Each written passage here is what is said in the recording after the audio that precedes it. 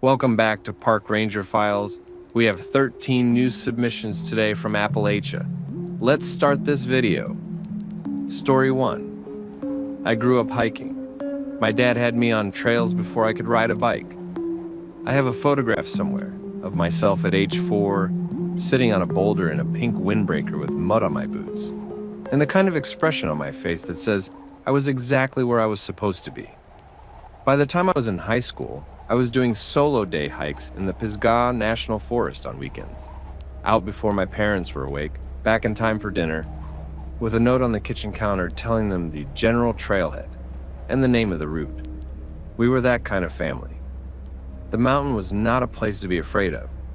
It was a place to go. I knew Pisgah the way most kids know their own neighborhood streets.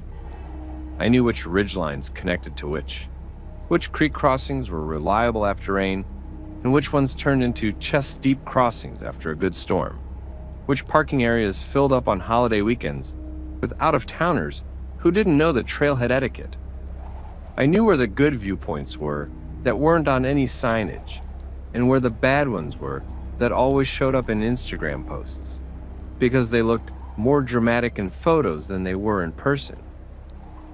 I knew the way the light moved through specific hollows at specific times of year, the way the smell of the forest changed with elevation, the particular sound that the wind made on the high exposed ridgeline east of the Black Balsam Saddle.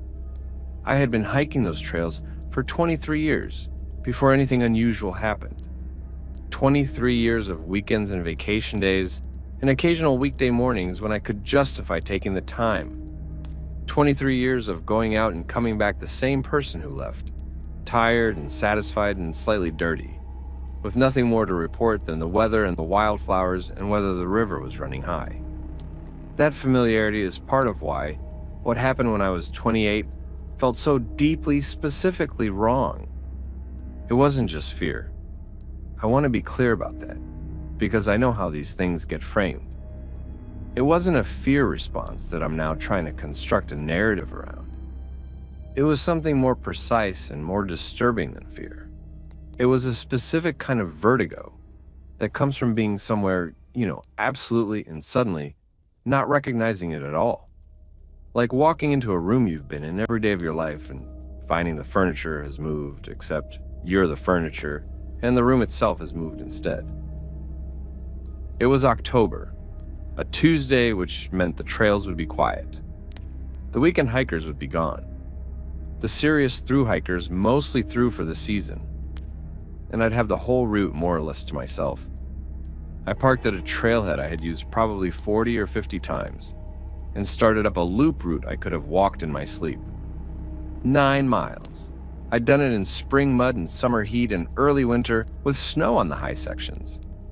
I'd done it with a bad knee and a heavier than necessary pack, and once with a head cold bad enough that I probably should have stayed home.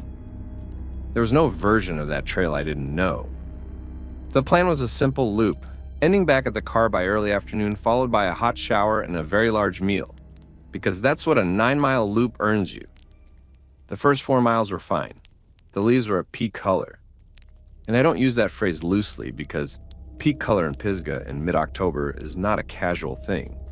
It is a specific and almost aggressive beauty.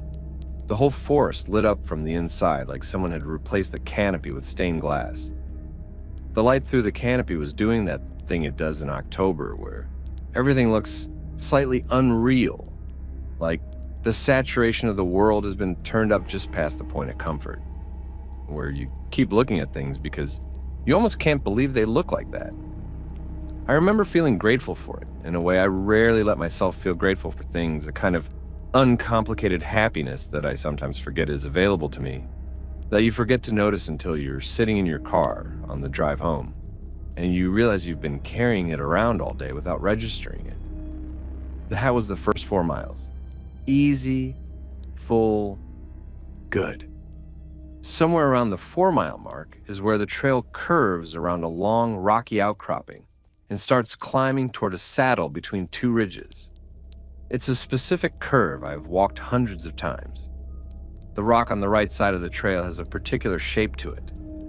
A long, low slab with a diagonal crack running through it that collects water in wet weather and dries out to a white line in summer. I've stepped over the route that crosses the trail 12 inches before that crack so many times that my left foot does it automatically. A learned memory in the body rather than the mind. I rounded that curve and the trail went in a direction I didn't recognize. I stopped walking immediately. My feet stopped before I had consciously decided to stop, which tells you something about how hard that wrongness registered. I stood there and looked at the trail ahead of me. Then I looked back at the trail behind me, which was the same trail I had been on all morning. The same route, the same crack in the slab, the same composition of forest on both sides. Then I looked forward again. The trail continued, but it went wrong. The grade was wrong. The way the path bent as it climbed was wrong. The trees on the right side were wrong, not wrong species exactly, but wrong placement, wrong density, wrong feel. Most wrong of all, there should have been a boulder field visible on the slope above the saddle. It was a distinctive feature, a long fan of broken stone that sat on the hillside, like a river frozen mid-flow, visible from the trail for nearly half a mile before you reached it. I had used it as a navigational landmark on every trip through that section. It had always been exactly where it was supposed to be. There was no boulder field. There was just dense, continuous forest running straight up the hillside, uninterrupted, as if the field had never existed at all. My first thought was that I had somehow gotten turned around, which made no logical sense because the sun was exactly where it should have been for the time of day. Southeast and climbing, just where mid-October morning puts it. My second thought was that I had taken a wrong turn somewhere earlier on the trail, stepped off on a side path or an unmarked spur without noticing. But I knew this route. I knew every junction on it, and there was nothing to step off onto in the first 5 miles that would have led me here, to a place that looked like my trail but wasn't. I stood there and went through it systematically, the way you do when something doesn't add up, and you're trying to find the calculation error. I went through it 3 times and couldn't find a version that made sense. I decided to keep moving forward, reasoning or attempting to reason that the trail was the trail and would eventually look familiar again.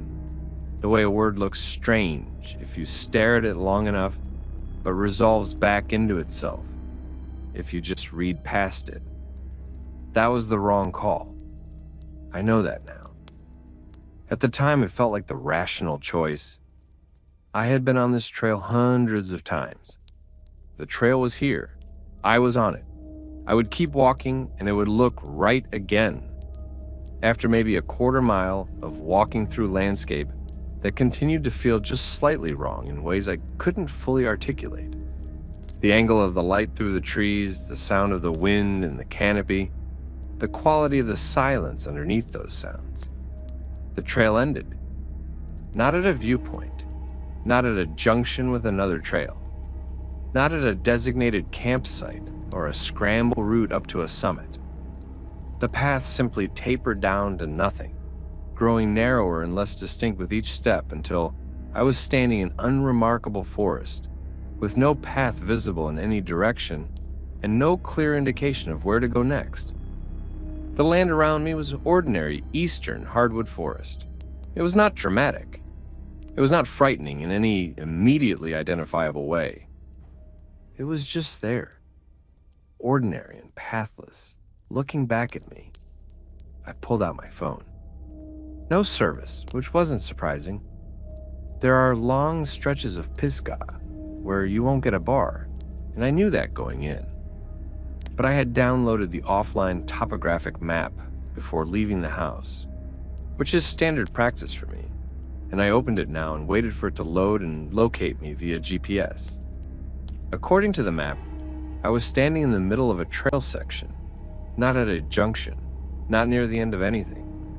According to the map, there was clear, well-maintained path running directly through the spot where I was standing. The map showed trail. The ground showed no trail. I turned the phone to check if I'd misread my location on the screen, checked the scale, checked my orientation. The map was right. The ground was not matching it. I stood still for a long moment. I was doing the inventory that you do in that situation, checking my actual physical state, making sure I wasn't experiencing something medical, a sudden migraine aura, something else that might distort perception. I felt fine. My thoughts were clear. I was not confused in any internal sense. The external world was what wasn't making sense. That's when I noticed the quiet. Not the peaceful kind. Not the restful silence of an empty trail, which has its own texture. Birds in the canopy, squirrels working through the leaf litter, wind moving through the tops of the trees, the occasional sound of a branch cracking somewhere in the distance. That's what silence sounds like in Pisgah in October. What I was standing in was something else. It was actual quiet, a cessation of ambient sound so complete that for a moment I thought something had happened to my hearing. No birds, no wind, no rustling of any kind. The only sound was my own breathing, which suddenly seemed very loud. I have been on trails in all kinds of conditions. I have been on trails in dense fog, and in heavy snow, and in the dead heat of August, when nothing moves in the middle of the day. I have never, in 23 years of hiking in that forest, heard it that still. There are always birds. There are always squirrels. There's always something making noise in the leaf litter. Always some ambient biological activity in every direction. October especially. The squirrels are frantic. The migrating birds are moving through. The deer are starting to move for the rut. Pisgah in October is not quiet. It is full. It always has been. I started back the way I'd come, moving faster than I probably should have on the uneven ground, because I was not being as careful about my footing as I would normally be. I was moving away from the silence, which sounds irrational when I put it like that, because silence isn't something you can move away from. But it didn't feel neutral. It felt pressurized, like something in the air around me was being held very tightly in place, like the forest had inhaled and hadn't exhaled yet, and whatever it was waiting to exhale, I didn't want to be there for it. I kept telling myself I was being irrational. I kept running through the reasonable explanations. A spur trail I'd stepped onto without noticing, a section of the trail that had been rerouted since my last visit, a GPS glitch on the offline map. I kept walking.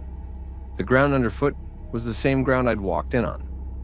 The light was the same light, but the feeling was wrong, all the way back. The feeling of standing somewhere that didn't quite know I was in it, or was deciding whether it did. It took me close to an hour to find the section of trail that matched what I knew. Not an hour of sustained walking. It was maybe 2 miles, and I should have done it faster. But I stopped repeatedly to check the map, to orient myself against the sun, to look for landmarks. When I finally came around a bend and recognized the boulder field sitting exactly where it had always been on the hillside above the saddle, the relief was physical. My shoulders dropped. My breathing changed. I walked over to the nearest boulder, one I have probably walked past 100 times without looking at directly, and I put my hand flat on the surface of it, pressing my palm against the cold stone. I needed to feel that it was real. I need you to understand how strange it is to need to confirm that a rock is real. I've never needed that before. I needed it then. And then the birds came back. Not gradually, the way the ambient noise of a forest usually rises as you move through it. All at once, as if a switch had been thrown. One moment, silence. The next, the full sound of an October forest. Squirrels in the leaves, a nuthatch somewhere in the canopy, the distant hammering of a woodpecker, wind in the high branches, a complete and immediate resumption of everything that had been absent, as if someone had unmuted a room. I made it back to my car and sat in it without starting the engine for probably 20 minutes. Just sat there. Then I drove home and stood in my shower for a long time and didn't call anyone or tell anyone because I genuinely didn't know what I would say. I've been back to that trail twice since. Both times it has been exactly as I have always known it. The curve, the saddle, the boulder field exactly where it's supposed to be. The sound of the forest full and continuous and normal. There is no spur trail. There is no section of the path that leads where I ended up. I've looked carefully. Whatever happened that day, I can't find evidence of it in the physical landscape. And I've tried. The closest I've come to any kind of framework for understanding it is this. For approximately 90 minutes on a Tuesday in October, I was somewhere that was not where I was supposed to be. The trail I knew you went somewhere else. The forest I walked through was not in some way I cannot fully articulate. The same forest that was there before and has been there since. I have no idea what that means. I've read accounts of what some people call place displacement. Read about magnetic anomalies and optical illusions in mountain terrain and the effects of exhaustion and low blood sugar on spatial reasoning. And none of those explanations account for the boulder field that wasn't there, the trail that ended in the middle of where a trail should have been, or the sound of a living forest stopping all at once and then starting again. None of them account for the rock I had to touch to prove was real. I'm not claiming I know what happened. I'm claiming I don't, and that the not knowing is something I carry with me every time I go back up there. There's a specific quality to the disorientation I'm trying to describe, and I want to try again to get it right, because every time I tell this story, I feel like I'm not quite reaching it. It wasn't that I was lost. I know what it's like to be lost. I've been lost, properly lost, once years earlier in fog, on a different section of the Pisgah in November, when the visibility dropped to about 15 feet, and I ended up navigating by compass for 2 hours before the fog broke. Being lost is frightening, but it's a comprehensible kind of frightening. You're in a place, and you don't know where that place is relative to where you want to be. And the fear comes from the gap between those two things, from the distance between known and unknown. And the job is to close the gap. Navigation, bearing and pace count, and landmarks. The world remains coherent. The problem is solvable. What happened on that Tuesday in October was not that. The problem was not solvable with navigation, because navigation assumes you are in a coherent world that maps onto itself consistently. What I experienced was a world that didn't. I was in a place that I knew absolutely, and the place had stopped knowing me back. The relationship had gone asymmetrical in a way I had no tools for. I've since read accounts of people who describe similar experiences. The word that comes up is liminality, which is a word that originally referred to thresholds, to the spaces between states, to the specific quality of being in transition between one thing and another. I'm not claiming I understand what that word means in the context of what happened, but when I read those accounts, I recognize something. The quality of the wrongness, the way it feels more like a relational failure than a perceptual one. As if the problem is not in your eyes or your brain, but in the contract between you and the place you're in. The place has stopped holding up its end of something. The boulder field, not being where it was supposed to be, is the detail I keep coming back to, and I want to explain why. It's not just that it was a familiar landmark, and its absence was disorienting. It's that the boulder field is not the kind of thing that could simply not be there. It's a geological feature. A fan of displaced rock sitting on a hillside, the result of ancient frost action and slope processes. Something that has been in that exact configuration for hundreds or thousands of years, and will be in that configuration for hundreds or thousands more. It doesn't disappear, it doesn't relocate, it exists. The hillside above the saddle was forested.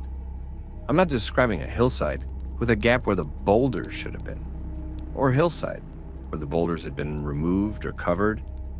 I'm describing a hillside with forest on it, continuous forest, as if the boulder field had never existed, as if the geological process that produced it had not occurred, as if I was looking at a version of the hillside that predated whatever happened to create the feature I've been navigating by for 20 years.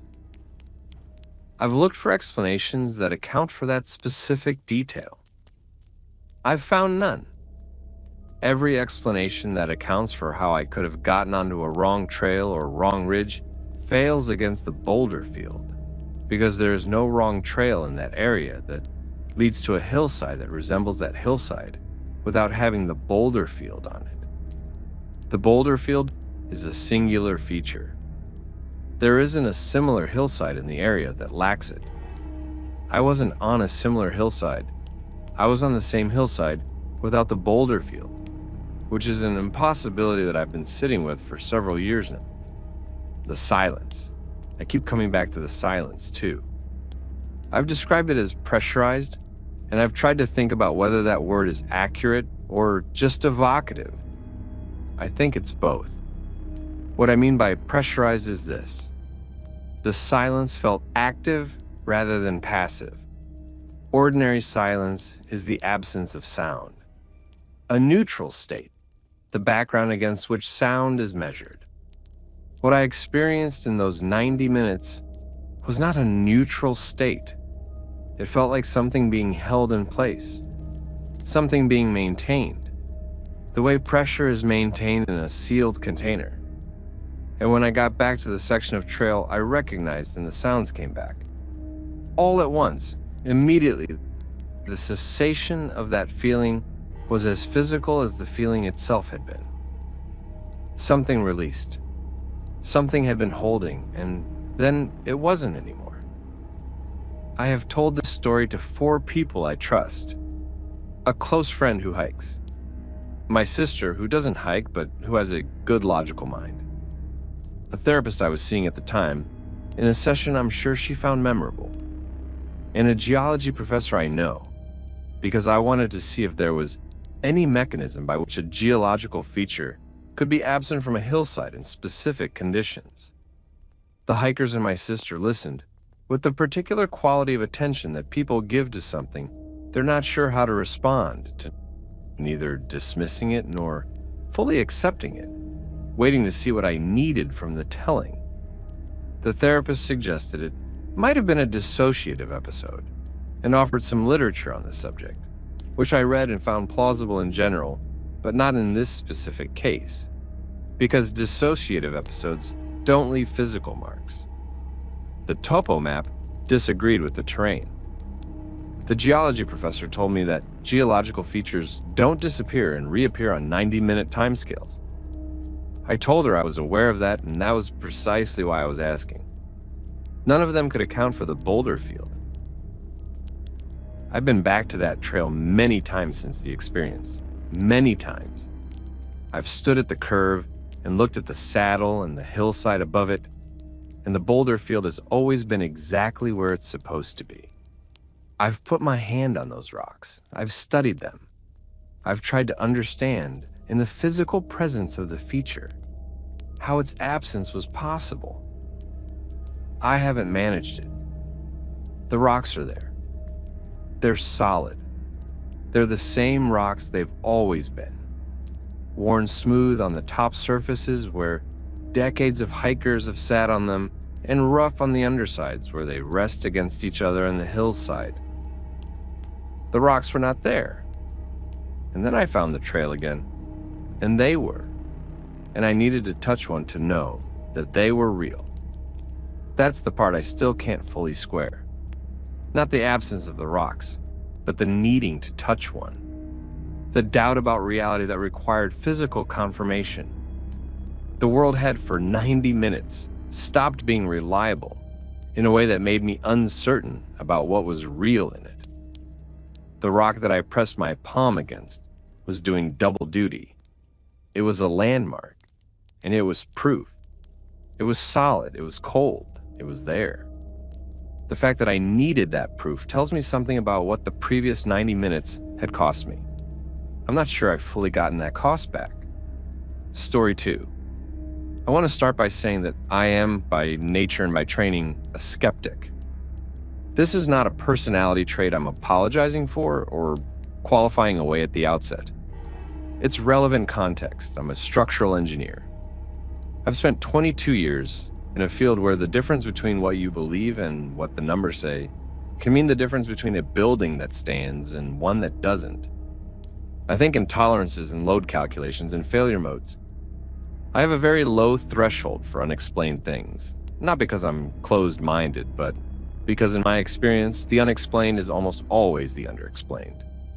There's a variable you haven't found yet, and when you find it, the whole thing resolves. I am submitting this because my brother has been after me too for 3 years, and because after 3 years of running every available variable against the experience and coming up empty, the fact that I'm still coming up empty bothers me more than the experience itself.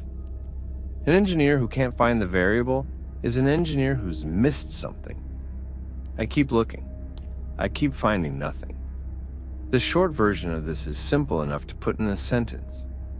Something rode in my truck out of the Cherokee National Forest, and it was not there when I drove in. The longer version starts on a Friday evening in early November when I drove up into the Cherokee for a solo camping trip. I'm not a backcountry camper by nature. I do it 3 or 4 times a year, more as a deliberate reset than out of any deep love for sleeping on the ground. But I had a spot I liked near a tributary of the Tellico River, a site I'd used twice before with no issues. The drive in on the Forest Service Road takes about 40 minutes from the highway, and the last 10 minutes of it are rough enough that you need a high clearance vehicle. Deep ruts, exposed rock, sections where the road narrows down to barely enough width for a full-size truck. I've driven worse, but not much worse. I parked at the end of the road, locked the truck, packed my gear into my frame pack, and hiked in about 2 miles to the site. Friday night, completely unremarkable. Cold and clear, the kind of cold that makes your sleeping bag feel like a reward rather than just insulation. I slept well, which I don't always manage in camp, and woke up feeling rested. Saturday, I hiked around the tributary drainage, ate well, read for a few hours in the sun, did the kind of low-effort outdoor day that you feel slightly guilty about until you realize that the absence of agenda is the point. Saturday night, I read myself to sleep at a reasonable hour. Sunday morning, I woke up, broke down camp methodically, packed out without any issues, and loaded my gear into the truck. All of this is routine. I want to be thorough about how routine it all was, because the thing that happened against a background of complete and unremarkable normalcy. And I think that matters. Whatever variable I'm looking for, it isn't a context of strangeness. Everything was completely fine, right up until it wasn't. The drive out on the Forest Service Road is slow. I run it in low-range four-wheel drive to protect the undercarriage on the worst sections, and even being careful, I probably average about 8 or 10 miles per hour on the bad stretches. The windows were up because it was in the low 30s outside and the heater was running. I had the radio off. No signal up there, and I tend to drive those forest roads without music anyway, because I like to pay attention to the road conditions. I'd been on the road for maybe 15 minutes, navigating a section of road I knew was particularly bad, when the smell hit at me. It came from behind me, from the rear of the cab, the back seat area. And it came on with a suddenness that had no prelude. One moment the truck smelled like cold air and coffee from my travel mug. And the next there was something else in the air that was immediate and overwhelming in the enclosed space, and I actually gagged. And that's not a thing that happens to me easily in the field. I've handled dead animals. I've worked in confined spaces with industrial odors. I have a high threshold for unpleasant smells. The closest comparison I can offer is a layered one. The primary element was animal musk, the kind of thick, dense organic smell that large mammals produce, particularly when stressed or during certain seasonal behaviors. Deer hunters will know what I mean. There's a quality to heavy animal musk in an enclosed space that is unlike anything in a domestic environment. Something ancient and biological that the body registers before the conscious mind does. But underneath that, and this is the part I've struggled to describe for 3 years, there was something else. Not a chemical smell, not anything I could place in a category. Something that registered as organic but older than the musk. Not the smell of death exactly, because I know that smell and it wasn't that, but something in the same family. Heavy and stale and layered, like the smell of something that had been in a very old, very closed space for a very long time. I pulled over on the road. Immediately, without thinking much about it, I just pulled over and got out. I stood in the cold air and breathed, and then opened the rear door and looked into the back seat. Nothing there. My pack was loaded in the bed. The back seat was empty. I checked under the seat. I checked the footwells. Then I opened the tailgate and checked the bed. Nothing, just my pack and the gear that was the same gear I'd loaded that morning. I stood there in 30-degree air, with all 4 doors open, and the smell was still present inside the cab, strong enough that I could detect it even from a step back from the open door. Whatever had generated it was not visible. I let the truck air for 5, maybe 7 minutes. Got back in. The smell was diminished, still detectable but fading, and over the next 10 or 15 minutes as I drove, it faded to gone. By the time I reached the main Forest Service road, it was not there at all. Here's the problem. Not just one problem. There are 2, and together they eliminate the explanations that are otherwise available. The first, the windows had been up and the doors locked for the entire 15 minutes I'd been on the road before the smell appeared. There was no moment of opening.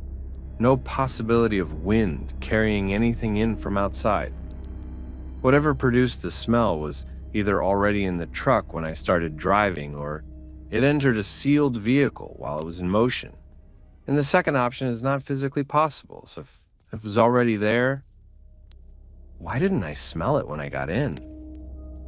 I am not someone who fails to notice smells. The moment I sat in that truck on Sunday morning and put my pack in the bed, there was nothing unusual. The truck smelled like the truck. The second problem, when I stopped and checked, there was nothing there. No animal, no carcass, no biological material of any kind. No indication on the seat fabric or the carpet that anything had been present. If an animal had been in my truck, and my brother's best explanation is that a small animal got in during the night and exited when I checked, though he's never been able to say how, given the locked doors and closed windows, that animal would have left trace evidence.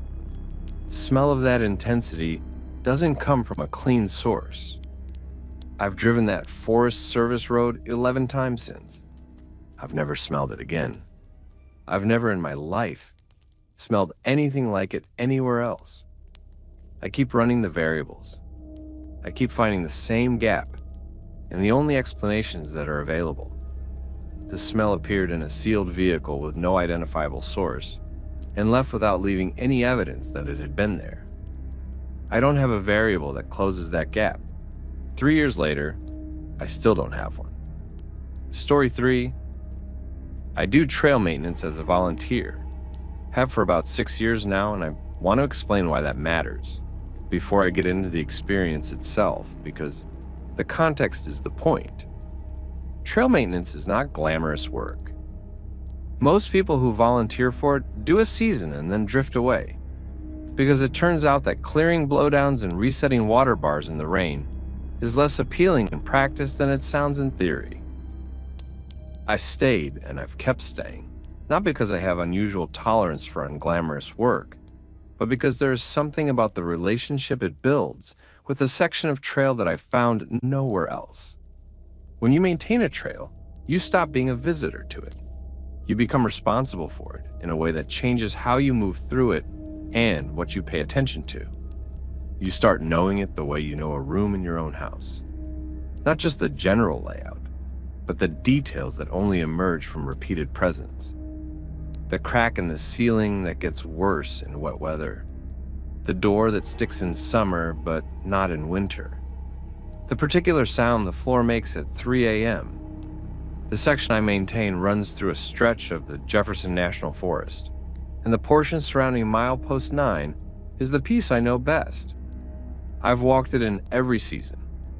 Mud season in March, the dense green tunnel of July, the slow dying back of October, the skeletal winter forest in January, when you can see the ridgeline through the bare trees that the leaves hide all summer. I've walked it in rain, in snow, in the fog that sometimes sits in the hollows for days at a time in the colder months. I've done it at dawn with a headlamp still on, and I've done it in the last 30 minutes of light before I needed to be out. I know every boulder on that section by sight.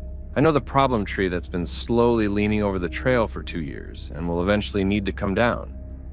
I know the spot where water runs across the tread after any rain of more than half an inch, and the spot where it pools instead of runs, and why that is. I know which way the wildflowers face on the south exposed sections and which animals use the muddy stretch near the seep as a crossing point. I know milepost 9 the way I know my own kitchen, which is why I can say with complete certainty that what I saw there on a Wednesday morning in late March was not something that belonged. I had started at the northern terminus of my section around 7 in the morning. There had been a significant windstorm the previous week, the kind that runs through the mountains fast and leaves a wake of debris that can take the better part of a day to clear if the damage is spread across a long section. I'd been warned by another volunteer that there was blowdown at several points, and I'd come prepared. Chainsaw for anything over 6 inches diameter, loppers for the smaller stuff. My full kit, because days like that tend to expand unexpectedly. I started work at the north end and moved south, clearing as I went, flagging anything I'd need to come back for. The morning was cold and clear, the particular kind of clear you get in the mountains in late March, when winter is technically over, but hasn't fully conceded.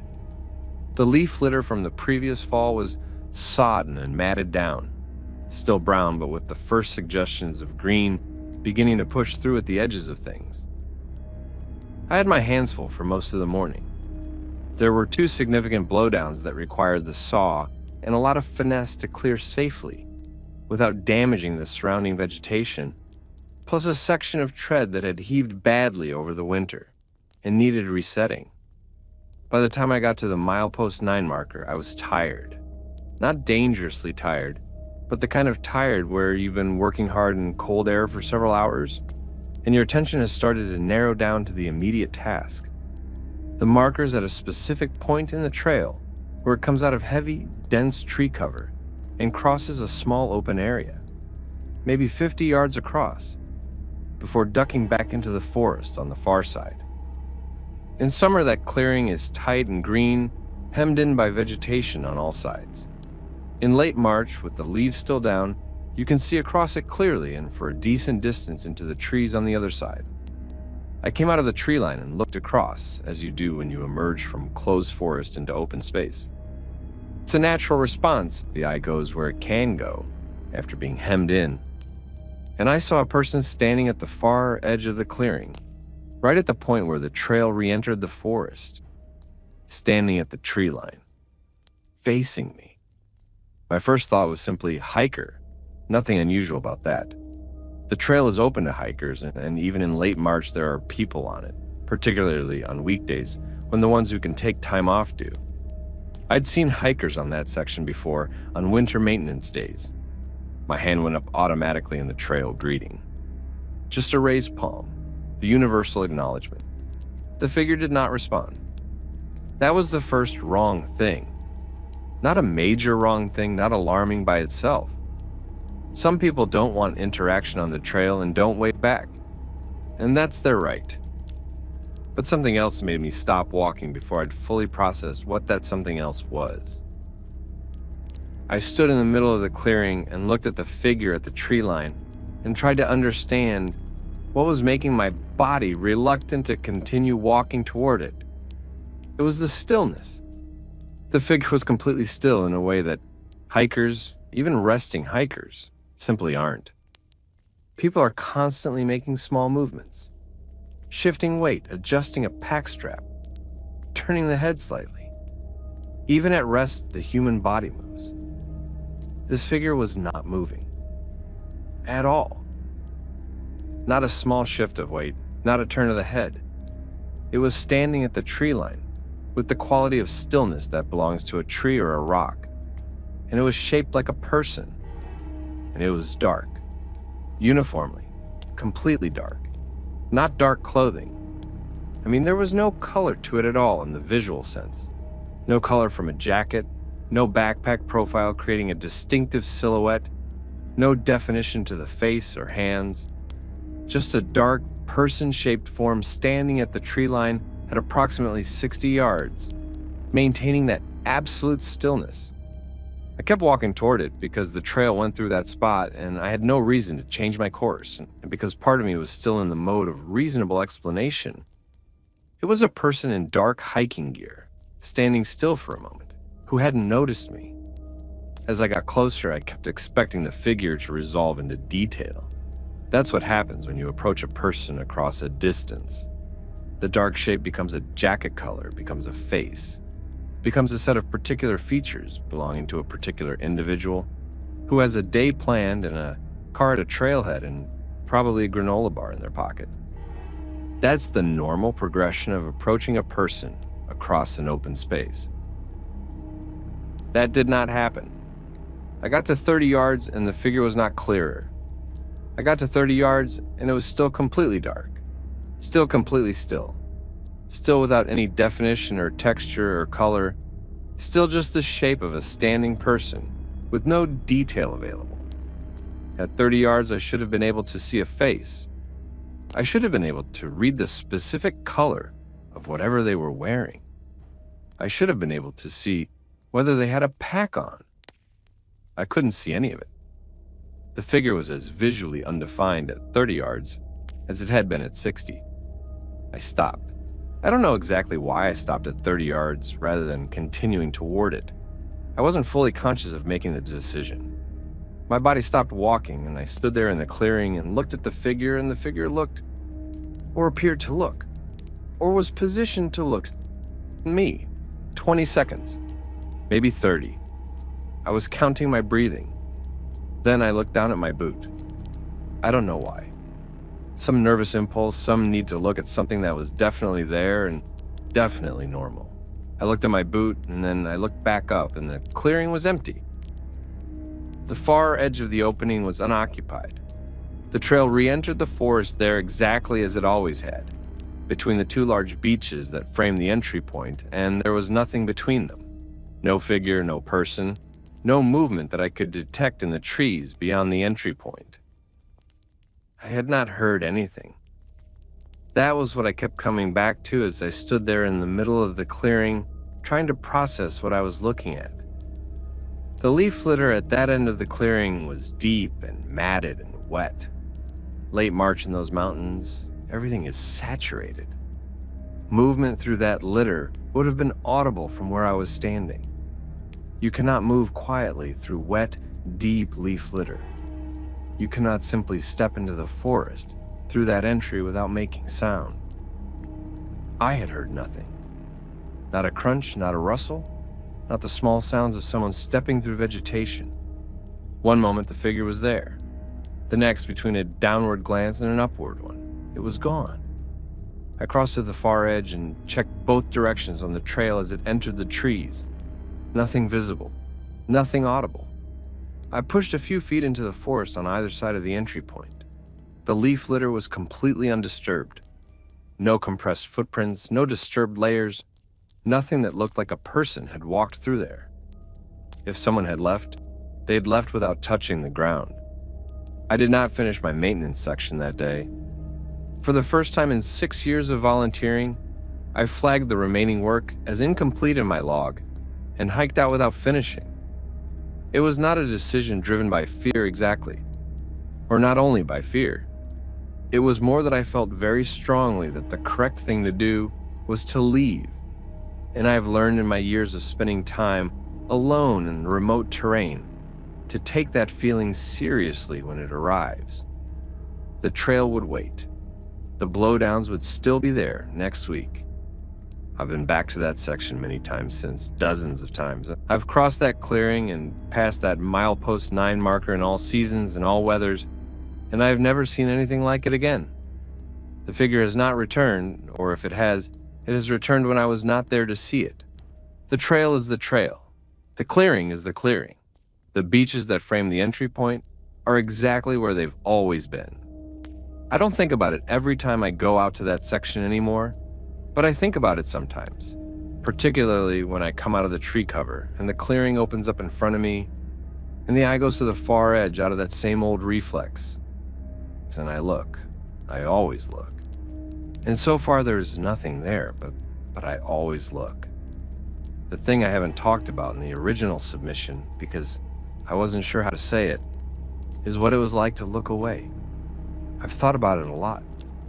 About the specific moment when I looked down at my boot. A completely involuntary action. Something my body did before my brain had formulated any intention. And the figure was gone when I'd looked back up. And I've thought about what that sequence of events implies, or seems to imply, about the relationship between my watching and the figure's presence. The obvious reading is coincidence. I looked away for a moment, and whatever it was left in that moment. That happens. Animals vanish when you blink. People step behind cover in the time it takes you to look down and look back up. The figure was gone when I looked back up because it left in the interval when my eyes were elsewhere, and that interval happened to coincide with the movement.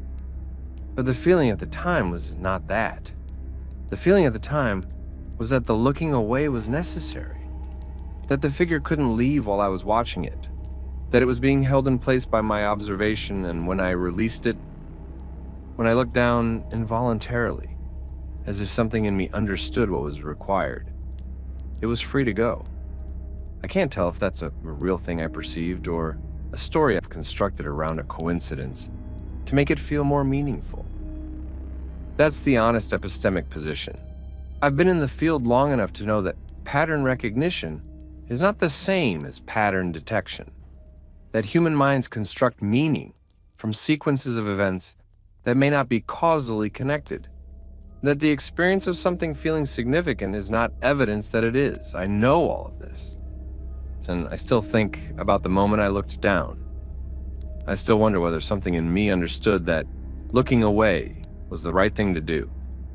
Whether some part of my brain that operates below language had figured out the terms of the encounter before my conscious mind had. After that day, I went home and looked through everything I could find on figure at the tree line sightings. Not the cryptid forums, not the paranormal YouTube channels, the older literature, folklore collections, ethnographic records, the accounts that serious researchers had gathered from communities in the Appalachian Highlands before those communities changed beyond recognition.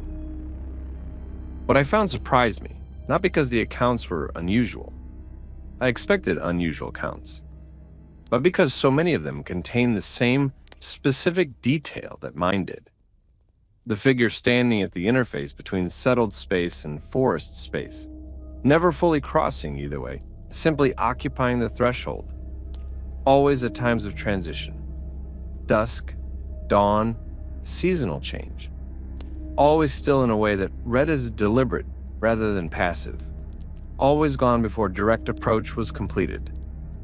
The threshold detail is the one that keeps snagging my professional attention. I study land as a vocation. I think about the relationship between human space and non-human space constantly, about the history of how communities drew that line and managed it and understood it. The figures that appear in the old accounts are always at the line, not on either side of it. They're at the edge of the managed and the unmanaged, the named and the unnamed, the claimed and the unclaimed, which is exactly where the figure at milepost 9 was.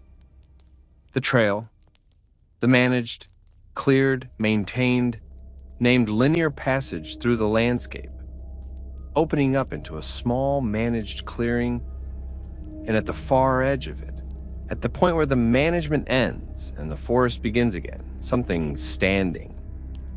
Something at the threshold. I don't know what it means. I've been thinking about it for 6 years, and I don't know what it means.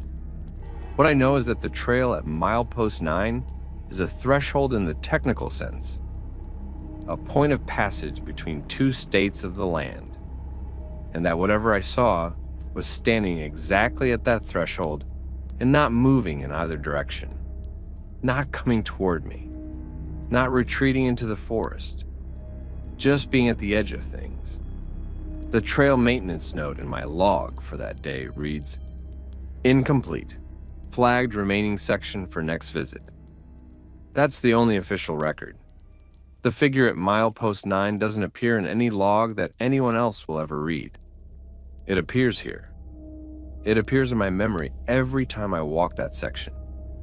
And it appears if I let myself think about it fully, in the part of my understanding of that landscape that has permanently changed. I know that trail. I've maintained it for 6 years.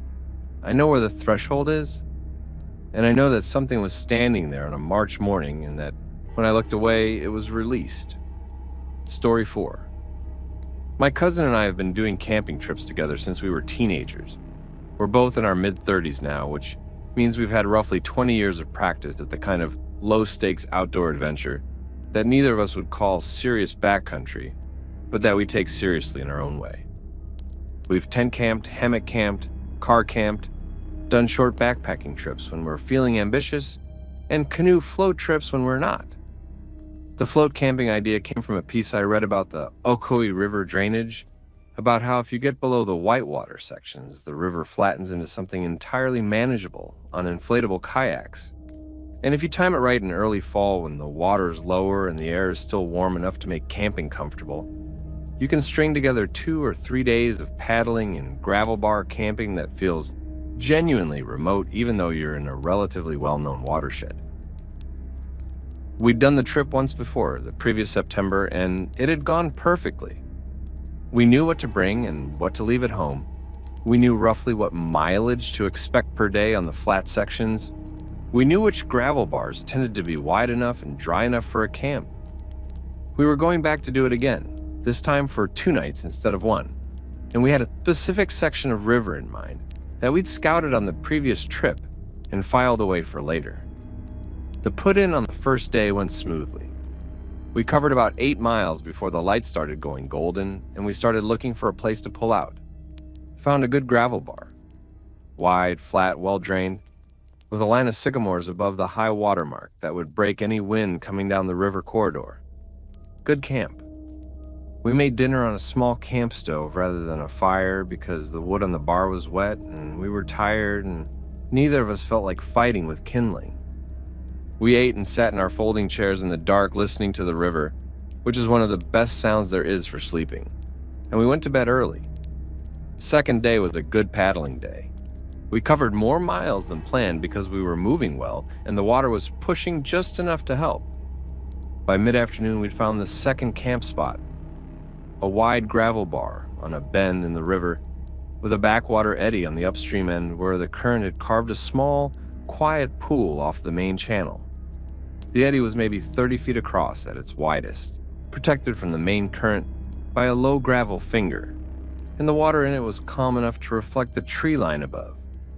Beautiful camp. We'd been eyeing it from the river for 200 yards before we pulled in. We made a fire that night. The wood on this bar was drier than the previous nights, and we'd found enough above the waterline to get something going without too much effort. My cousin is better at fires than I am, and he had it going well before dark. We had our chairs pulled up close and we were in that mode that camping puts you in. Not really talking much, not doing much, just existing in the space. The river was audible from the main channel, a low, continuous sound, but the eddy beside us was completely still. The fire was doing what fires do at that stage, burning down to coals, giving off a lot of heat and not much light. The kind of fire you sit beside rather than look at. My cousin said, "Hey, what's that?" in the same tone he'd used to point out an interesting bird. Not alarmed, just noticing. I looked over at the eddy. Under the surface of the water, maybe a foot down from the surface film, there was a light. My first instinct was to rationalize it immediately, which I think says something about how disorienting the experience was. From the first moment, I thought, firelight reflected in the surface. But I looked at the geometry of it.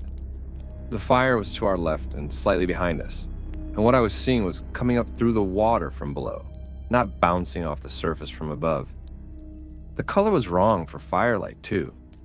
Our fire was orange and amber, the warm end of the spectrum. What I was looking at in the water was softer, slightly greenish white, like the color of a computer monitor in a dark room, or the color of bioluminescence in photographs I'd seen of ocean creatures. Except those photographs were ocean, and this was a freshwater river eddy in Tennessee.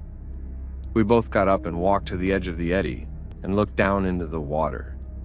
The gravel bar extended under the water to the edge of the pool and then dropped off into the deeper section, and the light was sitting on the bottom of the deeper section in probably 18 inches of water, not floating, not moving. Just sitting there on the gravel bottom, a soft, sustained glow with no visible source object. It was not a reflection of anything. It was originating from below the surface, from the gravel bottom, from the water itself, or from something on the water's bottom. My cousin wanted to reach in and get it, because my cousin is always the person who wants to reach in and get the thing that probably shouldn't be reached for. And that's been true since we were 9 years old. And he was the one who wanted to pick up the snake, and I was the one who said we shouldn't.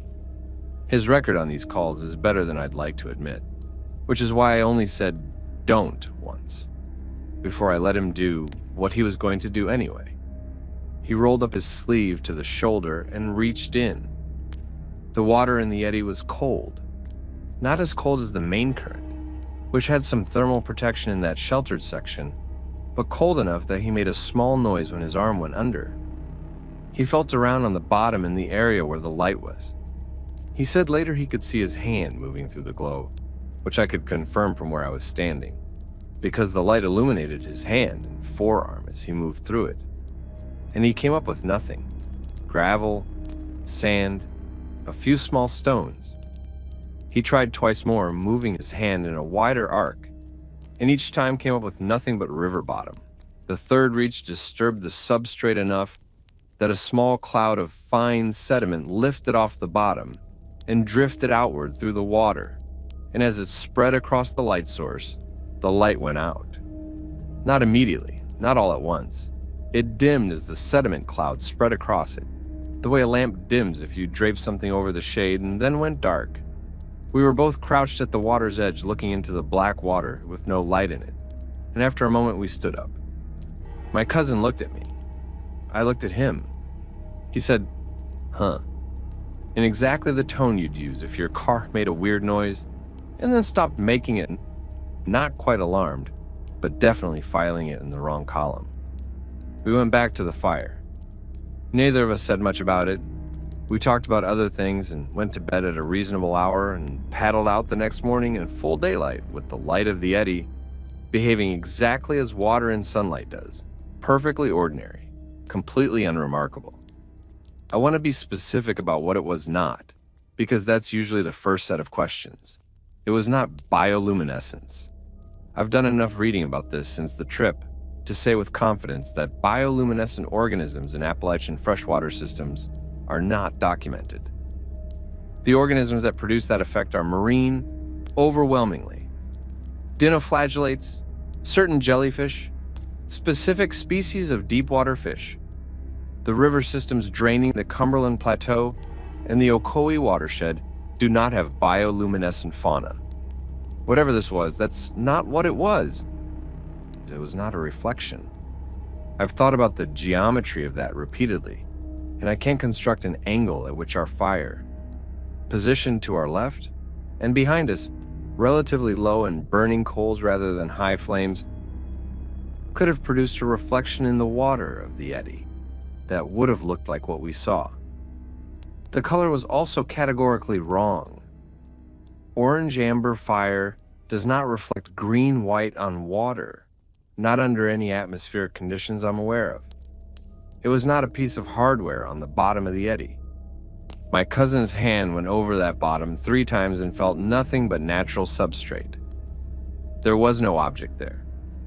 The most common response when I tell this story is probably a beer can.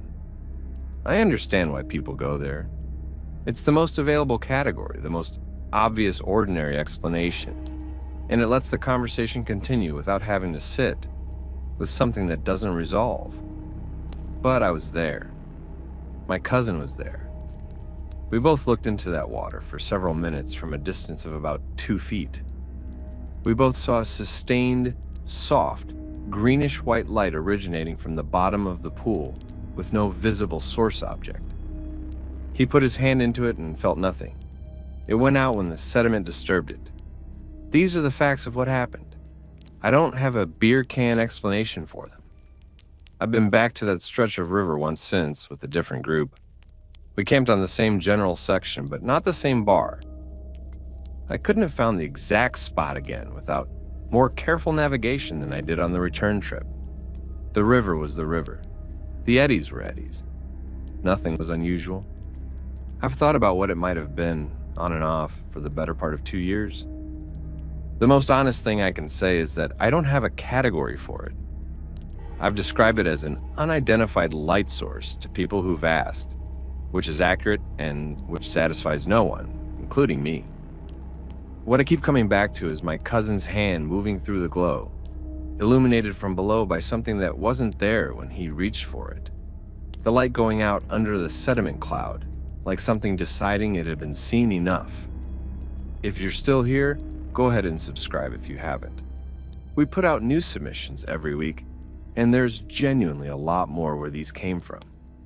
The submission queue right now is longer than it's ever been, which either says something about how many people are having strange experiences in these mountains, or about how many people have been sitting on something for years and finally feel ready to put it somewhere.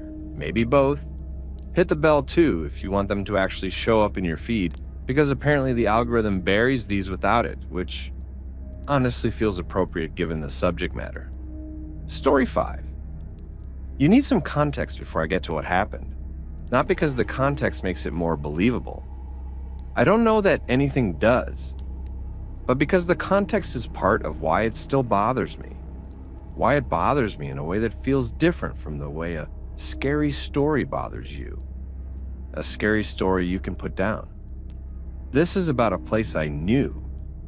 I grew up in eastern Kentucky, and when I say that, I mean the deep version of it, the part of the state that took the interstate until the late 90s, and that still, even now, has a relationship with the outside world that is more conditional than the rest of the country. I'm talking about a town where the gas station is the only commercial establishment for 8 miles in any direction, and where everybody knows your family, going back 4 or 5 generations. Not because the community is small, it is, but that's not the reason. The reason is that the community has stayed. People don't leave much. They stay and they marry into other families that have stayed. And the whole thing knits together over time into something dense and specific that is not replicable elsewhere. My grandfather's family had land up in the hills outside of town. His grandfather had cleared part of it for farming, but the farming had stopped 2 generations back, and the land had been returning to forest for decades by the time I was a child. Creek running through the lower portion, where the ground flattened out enough to be workable. Mixed hardwood above that, and then higher up in the pockets between the ridges, old-growth timber that eastern Kentucky still carries in spots, if you know where to find it. The kind of forest where the canopy is high enough that the understory is shaded out and you can walk for a long way through it without pushing through undergrowth, just open forest floor and very large, very old trees. I spent a significant portion of my childhood on that land, not playing on it exactly. This wasn't a playground. It was more that I moved through it the way you move through your own house, freely and without planning, going where the interest took me. The creek was good fishing in spring and early summer. The higher portions were good for spotting deer and turkey in the early mornings. And in the upper part of the property, where the terrain got serious and 2 ridges came together and the land between them dropped into a narrow, shaded cleft, there was a hollow. Every property in eastern Kentucky has a hollow. That's not an observation, it's a geographical fact. The terrain folds that way. But this one was the hollow. What we called it when we talked about it. What I called it in my own head when I was a child. It was narrow and deeply shaded, cool even in the hottest weeks of summer, because the ridge walls blocked the direct sun for most of the day. A seep came out of the hillside near the upper end and ran down through the bottom of it, thin enough to step across at most points, but cold and clear year-round. It was the kind of place where the air smelled different. Not bad. Better, if anything. Cooler and damper and older than the air in the open forest. The way caves smell. I knew that hollow the way a child knows the inside of a beloved closet. Every stone, every tree. The way the seep ran wide in spring and narrowed to a trickle in August. The spots where the salamanders congregated under flat rocks at the water's edge. The hollow was mine in the way that a place is yours when you've given enough attention to it, when you've learned its particular language. When I was about 30, I went back. My grandfather had died the previous spring, and the property was going to be sold. There was no one in the family position to keep it, and keeping it had costs that the estate couldn't absorb. I drove up from Lexington on a Saturday morning in late August. I wanted to walk the land one more time before it went to someone who wouldn't know it. The lower meadow had grown up substantially. What had been a pasture was now head-high in goldenrod and Joe Pye weed, with young tulip poplars starting to push up through it. The first generation of trees reclaiming the open ground. I pushed through it to the creek crossing, which was higher than I remembered, and faster, pushing cold against my shins and filling my boots when I misjudged the crossing. Wringing my socks out on the far bank, looking up at the forest above me, I had a moment that I think happens to everyone at some version of this. The strange doubling of memory and present. The way a place you knew as a child occupies two scales simultaneously, and you can never quite make them register as the same thing. The hike up to the hollow was harder than I remembered. Steeper, or maybe I was just older, or maybe both. The forest was the same forest, near enough. The same species and roughly the same arrangement. The trunks bigger than I remembered, but that's just time. That's just what trees do. I was breathing harder than I expected by the time I got to the entrance of the hollow. The entrance is a specific point where the two ridges begin to converge and the terrain drops. You know you're at the entrance because the temperature drops by several degrees in the space of 20 steps and the light changes quality. It goes greener, more diffuse, filtered through the ridge walls and the dense canopy of the hollow itself. I'd felt that transition hundreds of times as a child, always with something close to relief, stepping out of the heat and into the cool. I felt it again, older and slightly out of breath, and for a moment, everything was exactly right. Then I saw the trees. I want to be careful about this part because it's the part people push back on most, and I want to be precise. I'm not a forester. I don't have a degree in botany or dendrology or anything adjacent to tree identification. But I'm a man who grew up on land in eastern Kentucky, who spent his childhood identifying trees with his grandfather, as a matter of course the way rural children do, who knows the species of the central Appalachians, the way you know the make and model of every car in your neighborhood, because you've been looking at them your whole life. Tulip poplar, red oak, white oak, beech, hickory, black walnut, sugar maple, basswood, sycamore along waterways. I know them. The trees inside the hollow were not trees I knew. I stopped at the entrance and looked in, and the trees at the near end of the hollow, the first ones visible, close enough to see in detail, were not species I recognized. Not exotic in the way a botanical garden is exotic, not obviously foreign. They looked like they could belong to the same general family as the trees I knew. But the leaf shape was wrong, not drastically wrong. Not wrong enough that a non-botanist would necessarily clock it immediately, but wrong enough that I clocked it within 30 seconds of paying attention. The leaf margins were different. The bark texture was different. One tree in particular, a large specimen about 40 feet in on the left side, had a canopy structure I had no comparison for. The branching pattern was unusual in a way I couldn't fully articulate. The angles were slightly off. The secondary branch distribution slightly wrong, in a way that my eye kept snagging on even as I tried to think about something else. These were not trees that belonged in Kentucky. I don't know where they belonged. I just know they didn't belong there. I stepped into the hollow because I needed to be wrong. I needed to get closer and have the trees resolve into species I recognized, the way a face resolves into a known person as you approach across a distance. I walked 10 steps in, 20. The temperature dropped more sharply than I remembered, and the sound dropped too. A shift in the ambient audio of the world that I've now read about in other people's accounts and that I can only describe the same way they do. Not a gradual quiet, but a sudden one. The seep was still audible, running over stones in the bottom of the hollow. Everything else stopped. No insects, no birds, no wind in the trees above the ridge walls. The hollow was sealed. I was maybe 40 feet in when I heard the voice. It was not loud, it was not close, it was not addressing me.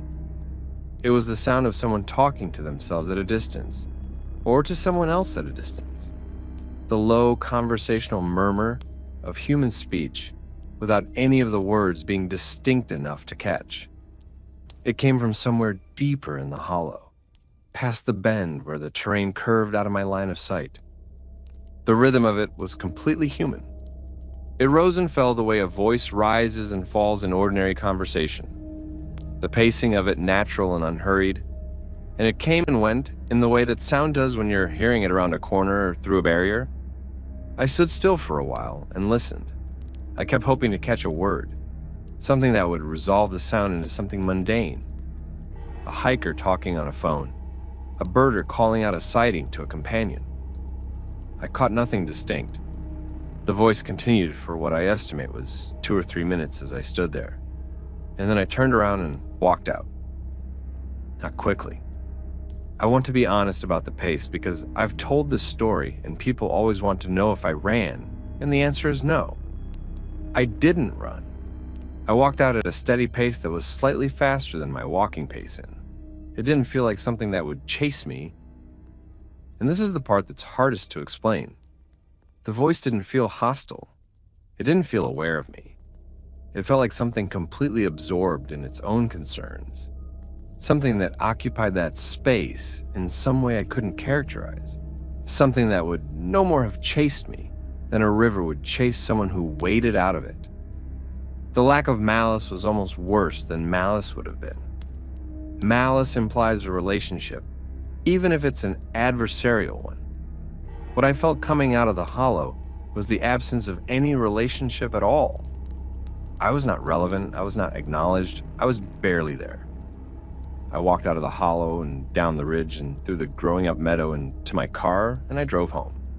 When the property sold 3 months later, there was a brief gathering of family members, just an hour at the farmhouse, and I didn't go. I told myself it was the drive. It wasn't the drive. The voice I can almost talk myself out of. Sound carries strangely in hollow terrain, and someone in the forest on the far side of the ridge would have been out of sight, but not necessarily out of earshot. And a disembodied voice without a visible source is unsettling but explicable. I've argued both sides of this to myself for years, and I still don't know where I land on it. The trees I cannot argue myself out of. The trees are the thing I keep coming back to. I grew up on that land. I knew those trees the way I knew the rooms of my grandfather's house. The trees inside the hollow were not the trees I grew up with. They were not eastern Kentucky trees. Something in that narrow, shaded, cool cleft between two ridges was growing things that did not belong there, or was not growing things at all, but was showing me something that resembled trees without being them. And I have no framework for either of those possibilities, and I never have. I've been thinking about why I want to add to what I already submitted, and I think it's because the original submission ended with the trees, which is the most intellectually troubling part, but not with the part that is the most personally troubling part. The most personally troubling part is what I felt when I turned around and walked out of the hollow. I said in the original submission that it didn't feel like something that would chase me. That's true, but I want to try to describe what it did feel like, because I've thought about it a lot, and I think I can get closer to it now than I could in the first draft. When I was in the hollow, past the point where the temperature dropped and the sound dropped and the voice was coming from somewhere in the bend I hadn't yet gone around, the sensation I had was not fear in the usual sense. Fear is a relational thing. It assumes that you are relevant to what you're afraid of, that you are in a relationship with the source of the fear, even if that relationship is the relationship of prey to predator. Fear says, this thing has noticed me and intends me harm, or this thing might notice me and might intend me harm. It places you in the story. What I felt in the hollow was its opposite. I felt irrelevant. Not in the way that you feel irrelevant in the ordinary sense. Not the existential smallness of standing on a mountain and contemplating your own insignificance in the scale of geological time. That kind of irrelevance is actually very relational. It requires you to measure yourself against something enormous and find yourself small by comparison. What I felt was simpler and stranger than that. It was the absence of relation. Whatever was in the hollow was not measuring me at all. I was not a variable. I was not a presence that mattered in any direction. Not as a threat, not as prey, not as an interesting anomaly, not as anything. The hollow contained something that was fully occupied with whatever it was occupied with, and I was a momentary and entirely inconsequential passage through the edge of its world. That should be comforting. I've told myself many times since that it should be comforting. If it doesn't care about you, it's not going to hurt you. The mathematics of it seem to work out in a positive direction, but it is not comforting. I've tried to understand why it isn't, and the closest I've come to an answer is this: because being irrelevant to something that is clearly present and clearly doing something that has been there long enough to change the trees and alter the acoustic properties of the air. Being irrelevant to that is its own kind of confrontation with the limits of what I thought I knew about the world. It means the world is larger than I had believed, and larger in a direction that does not include me. That's not frightening the way a threat is frightening. It's frightening the way an abyss is frightening. You look into it, and the looking doesn't change it. It was there before you arrived, and it will be there after you leave, and your having been there will not register as having happened. My grandfather is the person I most wish I could ask about it. He knew that land. He knew the hollow specifically. We caught salamanders up there together when I was a child, and he'd been the one to show me the good spot under the flat rock at the edge of the seep, where they congregated in the wet months. He'd grown up on that property the same way I'd spent my childhood summers on it, except he'd grown up there fully and had worked it and hunted it and built parts of his identity out of his relationship with it. He knew things about it that he never articulated as knowledge, because they were so deeply absorbed that articulation wasn't necessary. I wonder if he knew about the hollow.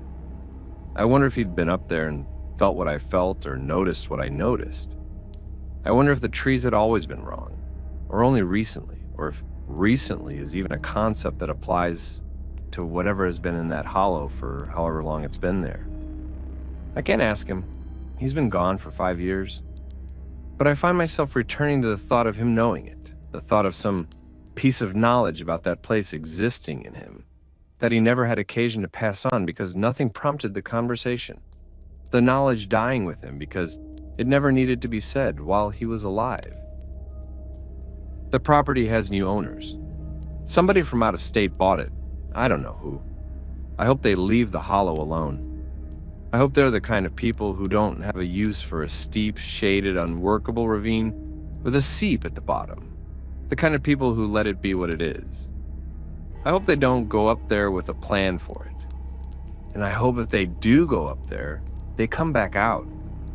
The trees bothered me more than anything else. I want to say that one more time. The voice I can work with.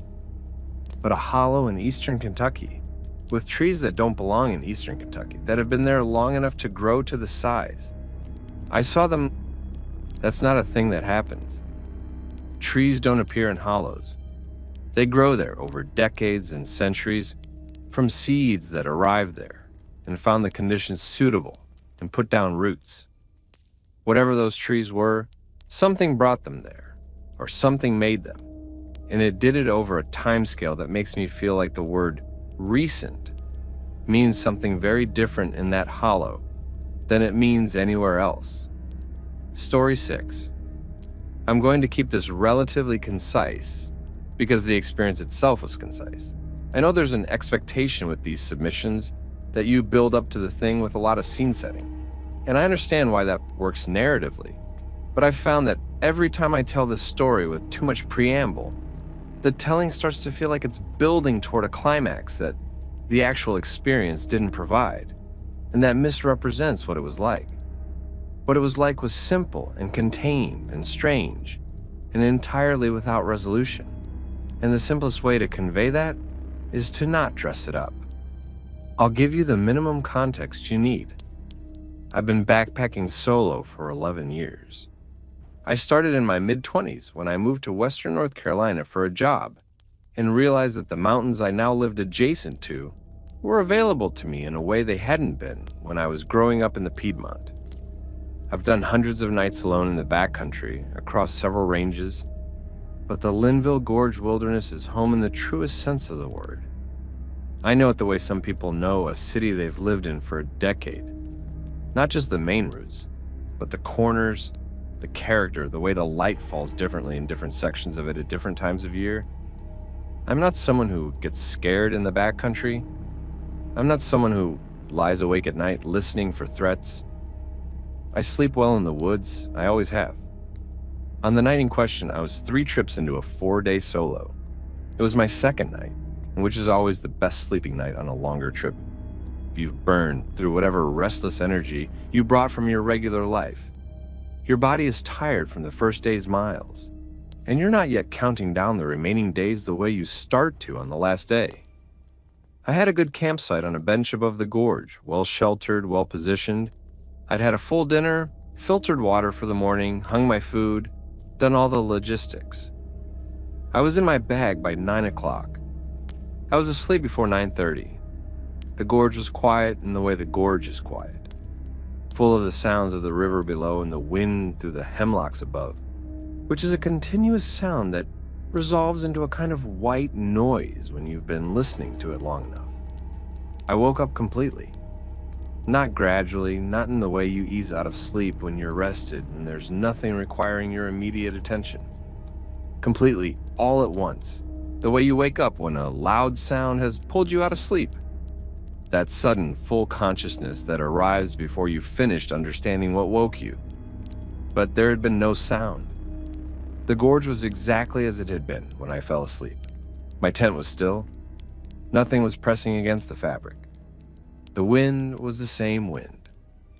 I looked at my watch. 2:47 in the morning. I lay there for a moment and took inventory. This is a habit I've developed on solo trips as a way of short-circuiting the spiral of nighttime anxiety that can set in if you let it, taking stock of the actual present situation rather than the imagined one. Tent intact, bag warm, body fine. No sounds outside the normal register. The gorge was doing exactly what the gorge does at 2:47 in the morning in October. Something told me to look at the wall of my tent facing the gorge. Not a voice, not a sound, a pull. Something directional in the animal part of the brain that predates language and operates faster than thought. The same mechanism that turns your head toward movement in your peripheral vision before you know you've seen it. I looked at the tent wall facing the gorge. There was a handprint on it. A compression in the nylon from the outside, palm-sized. I could see the spread of the fingers, 4 of them, and the thumb, pressed flat against the fabric. Not a human child's print, not a shape, that might have been produced by anything other than a hand, arranged the way a hand arranges when it presses flat against a surface. A hand pressing against the outside wall of my tent, and the fabric was moving. This is the part I need to be precise about, because it's the part that distinguished this from a branch pressed against the tent by the wind or a rock that I had somehow not noticed when I pitched the site. The fabric was flexing with the slow, rhythmic pressure of something maintaining contact, not the random flutter of wind against nylon, but the specific give and return of nylon under a steady load. Something was holding its hand against the outside of my tent wall, and the pressure was ongoing. I did not move. I don't know for how long. My watch was in my hand because I just checked it and I didn't look at it again. So I have no precise accounting of the time. I can say it felt long. I lay flat on my back in my sleeping bag and I watched the hand-shaped depression in the nylon. And I breathed as slowly and deliberately as I could manage, because whatever was rational about my brain was telling me that staying still was correct, and whatever was not rational about it was contributing to the staying still by making moving seem impossible. The pressure released slowly. Over 30 seconds, maybe 45, the fabric went from fully loaded to flat. The handprint depression smoothed out. The nylon became ordinary nylon again, slack and unoccupied. And then it was just my tent and the sound of the gorge and 2:47 in the morning. I lay still until it was light. This is the part people most often express surprise at. That I didn't go outside, didn't investigate, didn't do anything. But I think if you've spent enough time solo in the backcountry, you understand the calculus of that moment. I was in a shelter. Whatever was outside was outside. Leaving the shelter to investigate in the dark made the shelter a place I'd left. Made me a person standing alone in darkness at 2:47 in the morning, investigating something I couldn't identify by going toward it. I stayed still. I waited for light. When it was fully light, I went outside. The site around my tent was a layer of soft, organic material over bedrock, the kind of substrate that accumulates in the sheltered spots on bench terrain, decades of leaf litter compressed into something between soil and duff. It holds impressions, but not reliably, and not well for something that made brief contact as opposed to something that stood in place. I found nothing clear. Depressions that could have been footprints or could have been irregular surface of the duff. Nothing that I would photograph and say, here. Here is what was outside my tent. The tent fabric itself was undamaged. No tear, no scuff. Just nylon. Same as it had always been. I packed out that morning instead of continuing the trip. I gave myself a reasonable explanation. I wasn't feeling well. I needed to get back early for something I'd remembered. I told myself these things and I packed out and I drove home, and I did not tell anyone what had happened for almost a year. Not because I thought no one would believe me, because I hadn't found a way to put it into a shape that felt like it honored what it actually was, which was this. Something put its hand against the wall of my tent at 2:47 in the morning in the Linville Gorge and held it there. And I felt the pressure of it through the nylon, and I have no idea what it was. I'm putting it on record now because I've decided that's the right thing to do with it. Not because I expect resolution. Not because I think someone reading this is going to send me the explanation. Just because it happened, and things that happened deserve to be said. The question I get most often when I tell this story is, what did it feel like? Not what did you do? Not what did it look like? What did it feel like to lie there in a sleeping bag at 2:47 in the morning, watching something press its hand against the outside of your tent? The honest answer is complicated, and I've been refining it for a while, so let me try. The first sensation was something I can only describe as a specific kind of clarity, not calm. I want to be clear that I'm not using clarity as a euphemism for calm, because I was not calm. What I mean is that my perception went very precise. the way that happens in moments of acute stress, where the brain allocates its resources differently, and the world narrows down to the relevant data and becomes highly detailed within that narrow frame. The handprint on the nylon, the way the fabric flexed, the sound of the gorge underneath everything, the river, the wind, and the hemlocks, unchanged, unalarmed, indifferent to what was happening at the tent wall. The indifference of the river is part of it. The gorge was the same gorge it always is at 2:47 in the morning. The sound of it was the sound it always makes. Whatever was pressing its hand against the outside of my tent was not alarming the gorge, was not alarming the hemlocks, was not producing any sound or disturbance that would have registered in the ambient audio of the environment. It was an extremely local event. It was happening specifically at the tent wall, and nowhere else in my sensory field was anything different. The second sensation, arriving shortly after the first, was the specific quality of the stillness I described before. The not moving. The assessment of not moving as the correct course of action.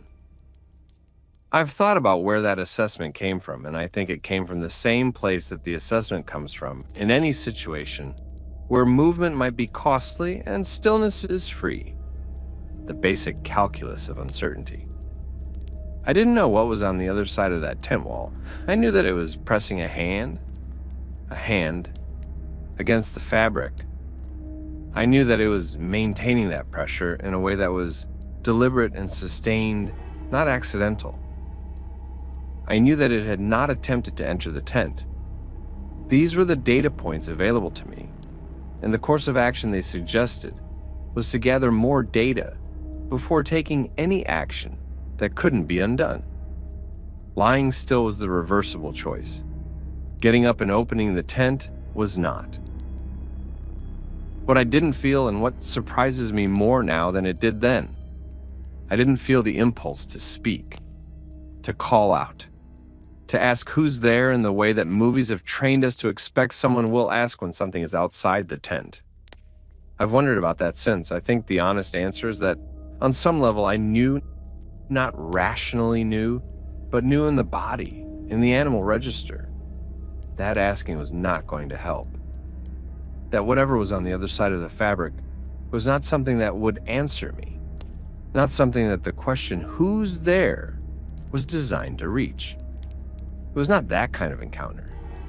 The question belonged to a different category of situation. I was not in that category. The pressure releasing was a physical sensation that I still remember clearly. The way you remember physical sensations that were associated with significant moments. The fabric going from loaded to flat. The nylon becoming slack against the poles. The absence of the shape. It was a relief that was indistinguishable from grief for a moment. I don't know how else to describe that. The relief that it was over, and the weight of the fact that it had happened, and that I would now have to carry knowing that it had happened. Both feelings arriving at the same time, in the same body, impossible to separate. I lay there until the light. I've described that before. What I haven't described is what I thought about during those hours. I thought for a long time about the fact that I was alone. I've been alone in the backcountry hundreds of times, and that aloneness has always felt like a resource.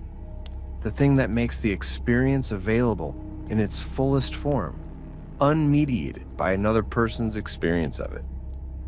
That night it felt like something else.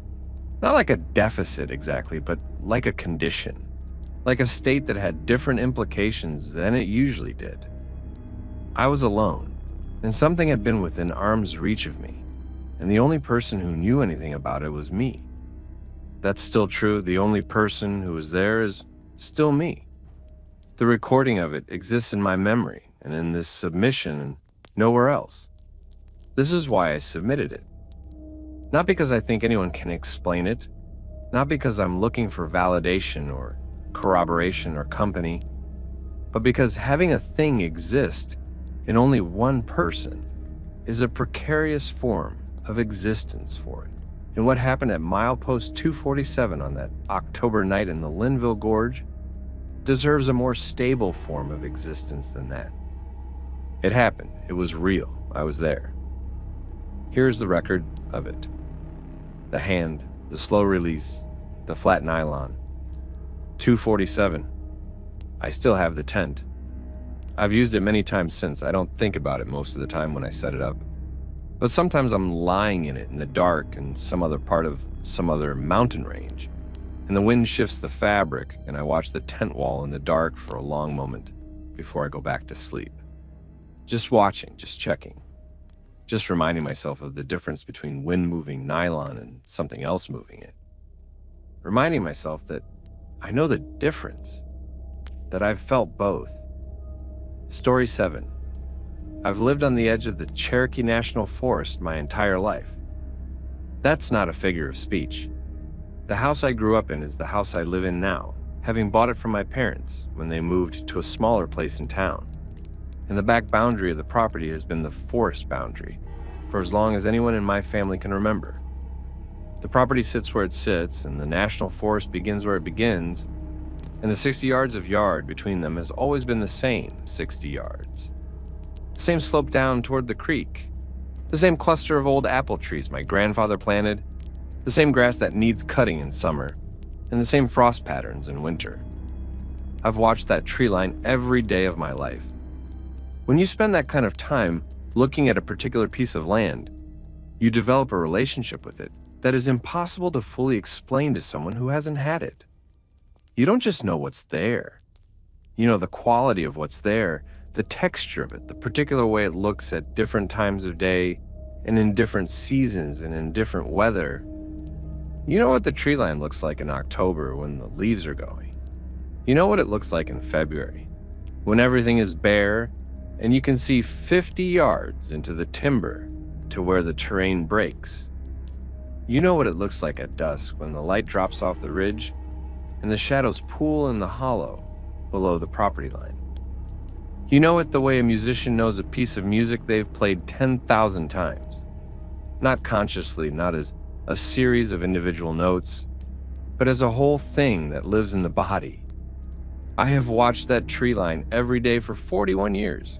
I know exactly what belongs there and what doesn't. This started 3 years ago. Mid-October, early in the month, still warm enough that I had the windows open in the evenings. The good part of October, in East Tennessee, when you're past the oppressive summer heat, but not yet into the cold, when the air in the evening is just right and you want to sit on the porch for as long as there's light. I was sitting on the back porch around dusk, doing nothing in particular. My wife was inside. I had a glass of sweet tea and I was watching the last of the light go off the ridgeline and doing the kind of thinking that isn't really thinking, just letting the mind sit where it is. I noticed the figure at the tree line, the way you notice something when you're not looking for anything in particular. Peripherally, softly, without the full attention engaged. My eyes went to it, and it registered as a person-shaped form, standing at the edge of the trees, just inside the shadow line, where the open ground met the timber, far enough back that the detail was poor in the failing light. Far enough back that my first instinct, as it always is, was to dismiss it as a deer standing and watching the open ground. Deer don't register as people to me anymore, after 4 decades of watching them move through that tree line. My brain has categorized them correctly for too long to mistake them. But this one wasn't resolving into a deer. It was standing in a way deer don't stand.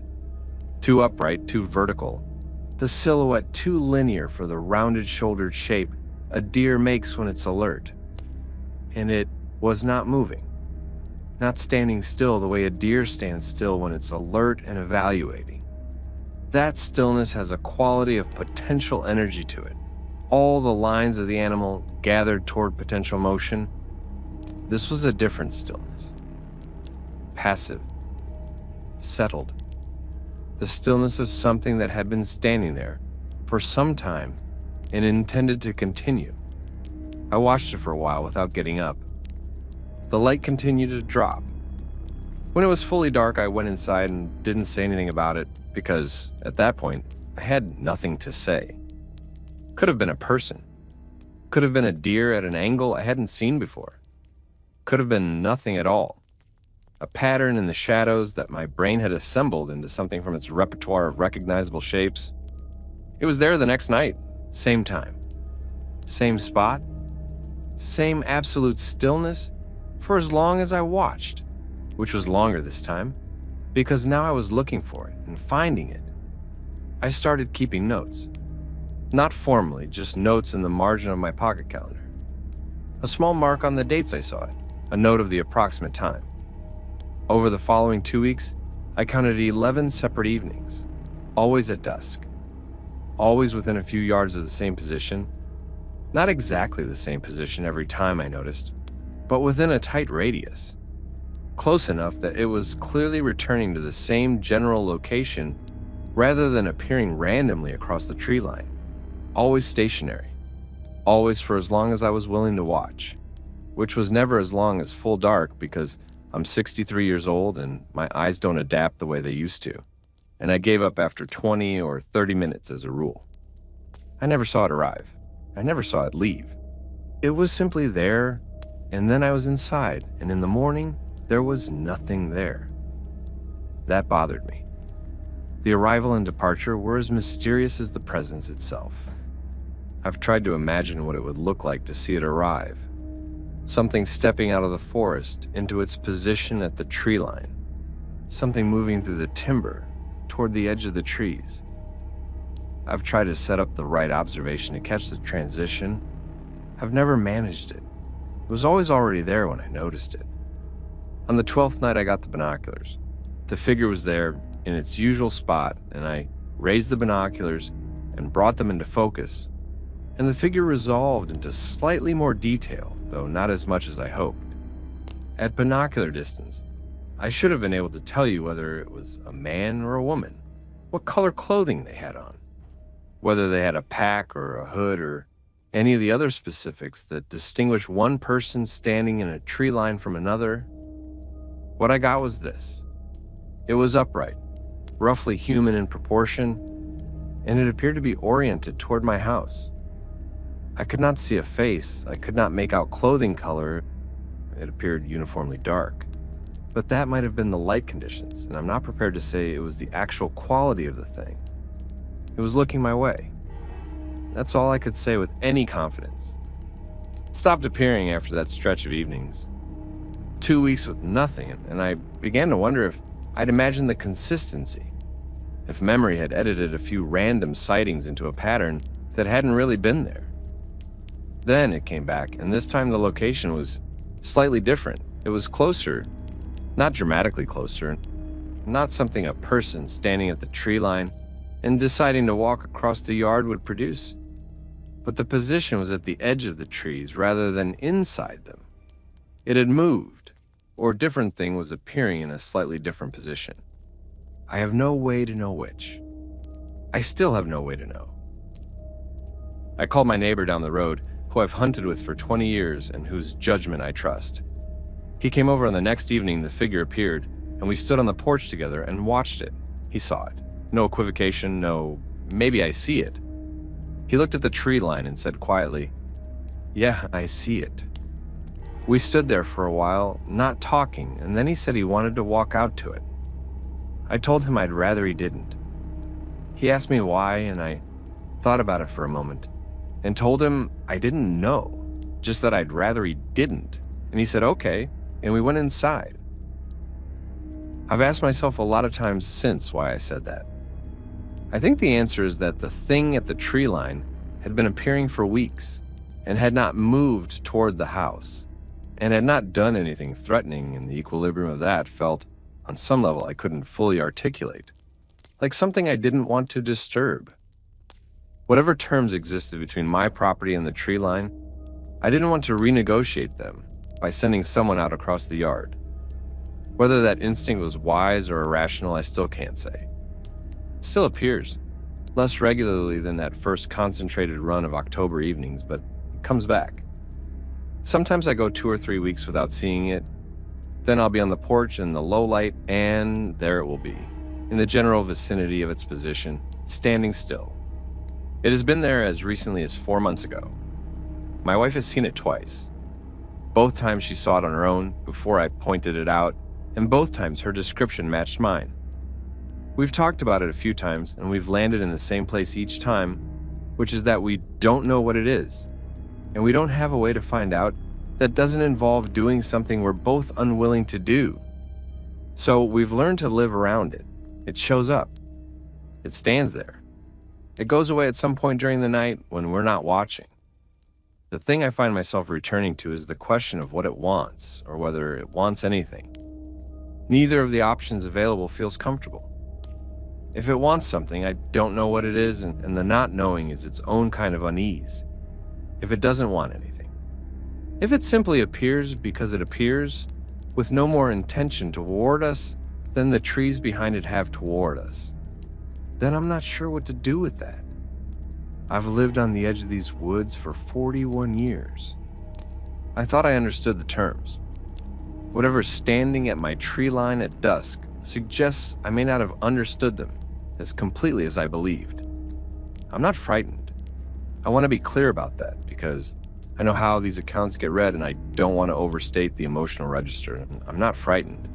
I'm uncertain in a way I wasn't before 3 years ago, and the uncertainty has not resolved, and I don't expect it to. I've accepted that this is part of what it is to live here. The figure at the tree line is part of the landscape now.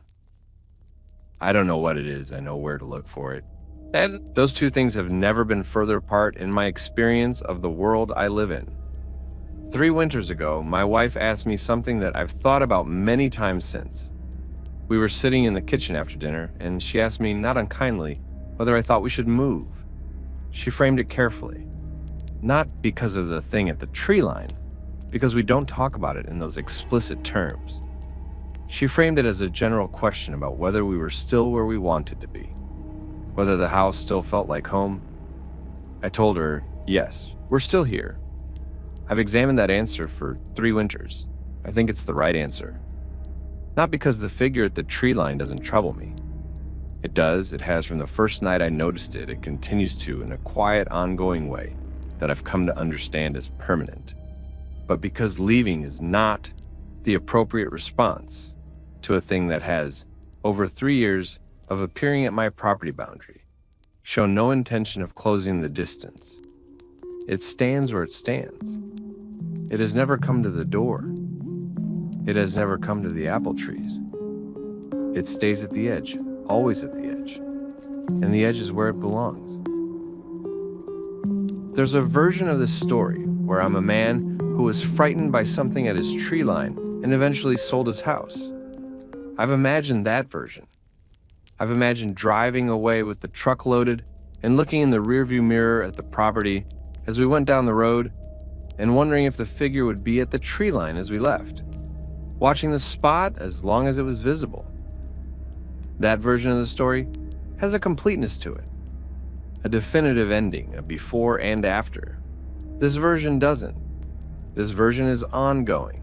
The figure comes and stands and leaves and comes again, and I sit on my porch and watch it, and my wife sees it sometimes, and we've learned to live around it. The ending of this story hasn't happened yet, because the story hasn't ended. I've started noticing things I didn't notice in the first year. Small things or things that might be nothing and might be something. The figure appears more often in certain seasons. October and early November primarily, with occasional appearances in late February and early March. The season of change both times. The transition from warmth to cold, the transition from cold to warmth. I've noted this in my pocket calendar, the same pocket calendar where I've been marking the appearances for 3 years. And the seasonal pattern is real. It's not dramatic. It's not absolute. The figure has appeared in July once that I saw clearly. But the tendency is there. I've also noticed that the figure doesn't appear the night before or after a storm. The nights of its appearance are quiet nights, still air, the kind of early dark that comes in October when the clouds are down. Not weather nights. I've thought about what that means. I can't work out an explanation for it, but I've noted it because I'm a person who notes things now when it comes to the figure at the tree line. I've been turned into a careful observer of a single location by 3 years of looking. My neighbor, the one who came over to watch with me on one of the evenings, he's moved since then, further out into the county. We still talk occasionally. He's asked about the figure a few times in the careful way that you ask about someone else's unusual situation. I always tell him it's still there sometimes. He always pauses before responding. I've decided that the pause is him deciding not to say what his first response was, deciding on the more considered response instead. I've never asked him what the first response was. I think I know. I think the first response is the same response most people have when they learn that something has been appearing at your tree line for 3 years. Why are you still there? The why is the 41 years. The why is the back porch and the apple trees and the 60 yards of yard and the ridge above the forest that catches the first light in the morning and holds it longer than anywhere else I've ever lived. The why is that this is where I live and this is where I intend to keep living, and whatever is at the tree line is at the tree line, not at my door. And until that changes, I see no reason to treat it as a reason to leave. Whatever it means, whatever it wants, whatever it is at my tree line, and I am in my house. And both of those things continue to be true. And I have made my peace with the fact that I cannot account for what is standing in the shadows at the edge of my property in the October dark, and that my peace with it and my accounting for it are two entirely separate things that don't require each other. Story 8. I am a wildlife biologist. I want to be specific about what that means before I say anything else, because the specificity matters for how you should weight what I'm about to tell you. I've spent 30 years in the field. 15 of those were dedicated primarily to ungulate behavior research in the mid-Atlantic Appalachians, white-tailed deer population dynamics, behavioral ecology during the rut, the effects of habitat fragmentation on movement patterns. My doctoral work was on deer distribution in relation to mast availability. I have spent thousands of hours in Appalachian forest at night, in all seasons, in all weather conditions, recording data. I have encountered every species present in those mountains. Black bears, many times and at close range. Coyotes at closer range than was always comfortable. Fisher cats, wild boar in the southern portions of my study area. Copperheads, timber rattlesnakes. Great horned owls at distances that have made me flinch. I know what these animals sound like. I know what they look like when they move. I know the sign they leave. I know, in more than a casual recreational sense, the fauna of the Appalachian forest. I am not someone who misidentifies wildlife sounds. I am not someone who mistakes mundane animal activity for something unusual. The reason I'm taking the time to establish this is that the thing I'm about to describe is the account of someone who has the professional background to know exactly what it was not, and who cannot tell you what it was. A colleague at my university, a fellow biologist in a different subfield, convinced me to submit this. She's had her own strange experiences in the field. She does herpetological work in cave systems. And she felt strongly that these kinds of anomalous field observations deserve to be recorded somewhere, even informally, because the formal literature has no mechanism for receiving them.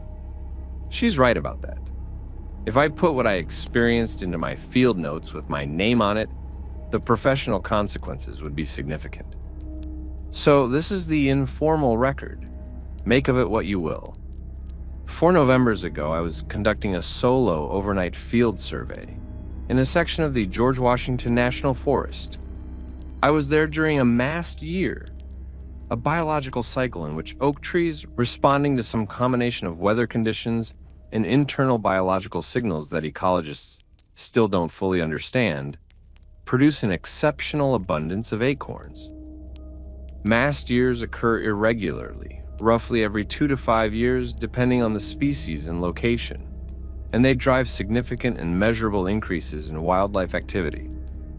Bears hyperphage aggressively to build winter fat reserves. Deer congregate in areas of high acorn density. Turkeys, squirrels, and a variety of other species shift their distribution significantly in response. A mast year in Appalachian hardwood forest is one of the most active periods a field biologist can work in, and it's a period I've studied extensively. The survey was legitimate work. I had my research permits. I had camera traps deployed in the area from a previous visit, and the purpose of the overnight was to pull those cards and collect data on activity patterns in the mast year conditions. I had camped in the same general area before and had a preferred site on a southeast-facing bench that gave me good access to the camera trap positions without requiring a full breakdown and reset. The first night, entirely within expected parameters. Significant black bear sign attracts scat and considerable disturbance to the ground around the base of several productive oaks where bears had been rooting up acorns. Clear evidence of buck rub activity in a sapling stand that I noted as potentially useful for a future camera position. Nothing unusual. The stuff of a productive mast year survey. The second night is the account I'm submitting. I want to be precise about this, and I've thought carefully about how to describe the experience in terms that a layperson will understand, but that don't sacrifice accuracy. I was working in my tent around midnight, reviewing the camera trap footage on a laptop, which is something I do in the field to maximize efficiency, so that I can pull cards that haven't captured useful activity and redeploy those cameras to better positions on the same trip. The tent was lit by the laptop screen. The surrounding forest was quiet in the way that mid-November forest is quiet. Most of the songbird activity is done for the season. The summer insect chorus long over, the wind variable and not sustained. In those conditions in that forest, sound carries very well. I'm aware of everything within a significant radius when I'm working in camp at night. You develop that awareness over years of fieldwork. You know when something changes? Something changed at approximately midnight. I put down the laptop and sat still and listened. There was a vocalization coming from approximately 100 meters to the northeast of my campsite. I estimated the distance from the quality of the sound. Experienced fieldworkers develop a calibration for distance and direction over time, and while I wouldn't put this estimate in a paper, I'm confident about the 100-meter approximation within a margin of 30 or 40 meters either way. The first thing I assessed was size. Bioacoustics is an area I've worked in adjacent to my primary research, and one of the things you learn quickly is that the volume and resonance of an animal's vocalization correlates with body size in specific ways. The harmonic depth of a sound, the richness of the overtones, the frequency of the fundamental, tells you something about the size of the resonating chamber, which tells you something about the animal. What I was hearing suggested a large animal, significantly large. In a context where the largest animal I'd expect to encounter was a black bear, this was at the upper range of what a bear could produce, or beyond it. But the structure was completely wrong for a bear vocalization. I know the black bear call repertoire as well as anyone working in this region. It's limited and well documented. Huffing and jaw-popping as threat displays, moaning vocalizations when stressed, or as a maternal behavior, a variety of huffing and blowing sounds. None of these match what I was hearing. I went through the other large mammals, elk, which are not present in Virginia, but whose calls I know from other fieldwork. Not a match. White-tailed deer, which produce a relatively limited range of sounds. Not a match. Wild boar, which produce grunts and squeals that are distinctive and unmistakable. Not a match. Coyote, which produces complex howling vocalizations that are also distinctive. Not a match. Nothing in the call repertoire of anything known to live in that section of forest was a match. What I was hearing had a rhythmic pulsing quality. It repeated at irregular intervals. Not the absolute regularity of a mechanical sound, not the entirely irregular pattern of random biological sounds, but something in between. Intervals that suggested an organism producing sound deliberately, with rhythm, the way vocalizations produced for a purpose, have rhythm. The fundamental frequency was low. I've estimated it in retrospect at somewhere in the 80 to 120 hertz range, though I can't be precise without the recording and analysis equipment I didn't have with me. The overtone structure was complex in a way that I found genuinely difficult to characterize, which is not something I say lightly. I've characterized a lot of animal vocalizations. I pulled out my phone and recorded it. I recorded approximately 8 minutes of the vocalization, which continued for roughly 12 minutes total before stopping. I heard no locomotion associated with it. No footfalls, no movement of vegetation, nothing to indicate that whatever was producing the sound was moving. It was stationary and vocalizing, and then it was silent. I did not go investigate in the dark. This is not a decision I need to justify to anyone with field experience. The following morning, I walked the area in the direction of the vocalization source as systematically as the terrain allowed. The forest floor in that section is relatively open. A mid-slope hardwood stand with good light penetration and limited dense understory. Animal sign is usually visible if you know what to look for. I found impressions.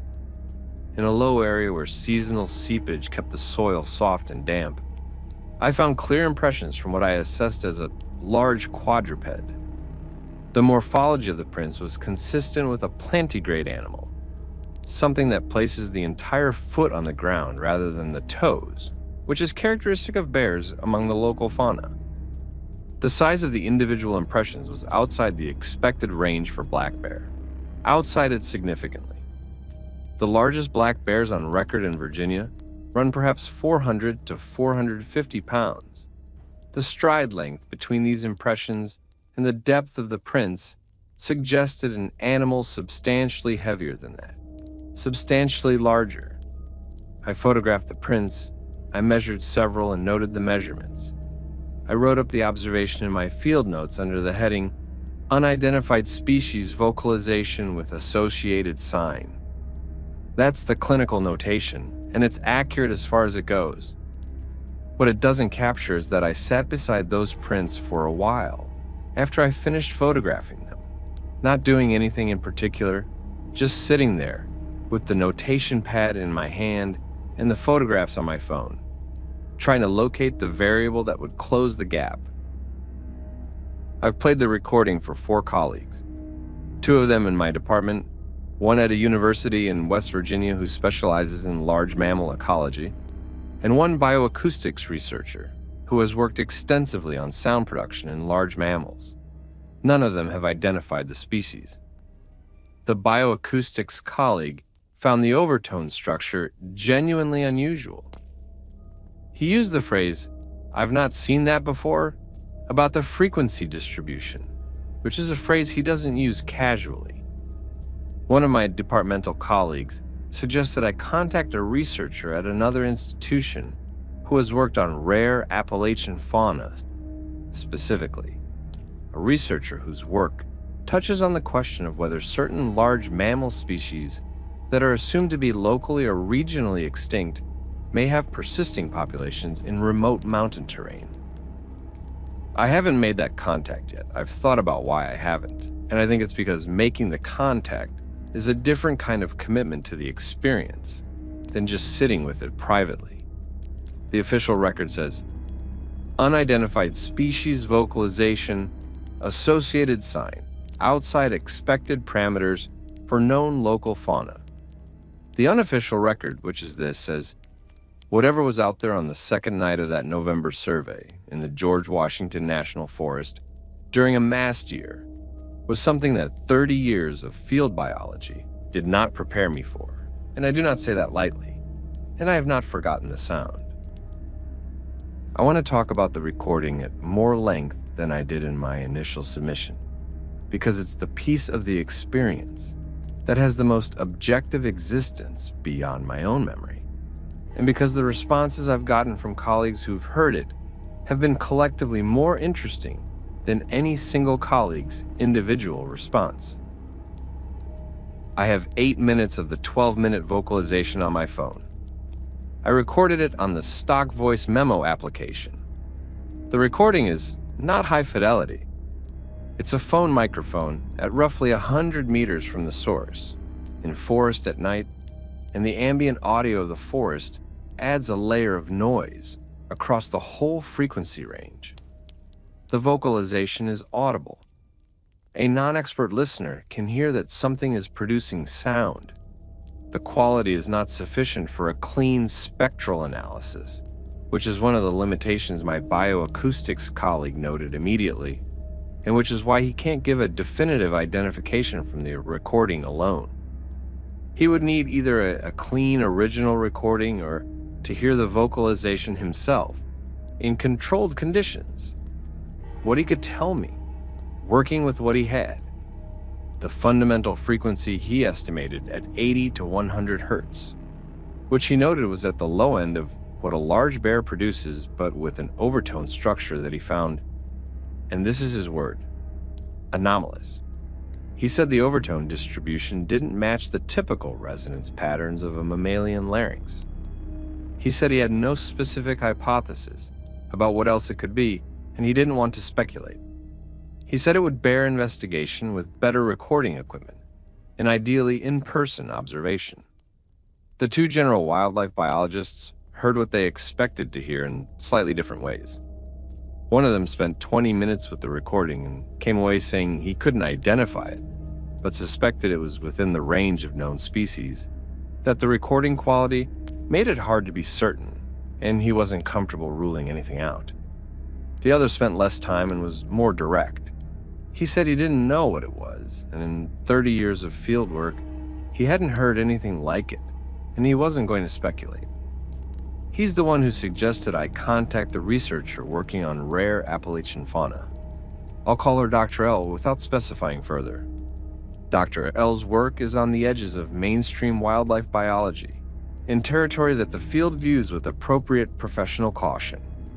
She's published peer-reviewed work on misidentification of rare species, on the gap between actual population data and assumed extinction, on the methodological problems with declaring a species locally extinct based on absence of detection. Her argument broadly is that the Appalachian system is large enough and inaccessible enough that species with small populations could persist without being detected for decades. That absence of evidence is not evidence of absence in a system this size and this complex. She's specifically interested in the question of what happens to species that are officially declared extinct when the declaration is based on absence of systematic survey in remote terrain, rather than positive evidence of population collapse. I haven't contacted her yet. I've drafted the email twice.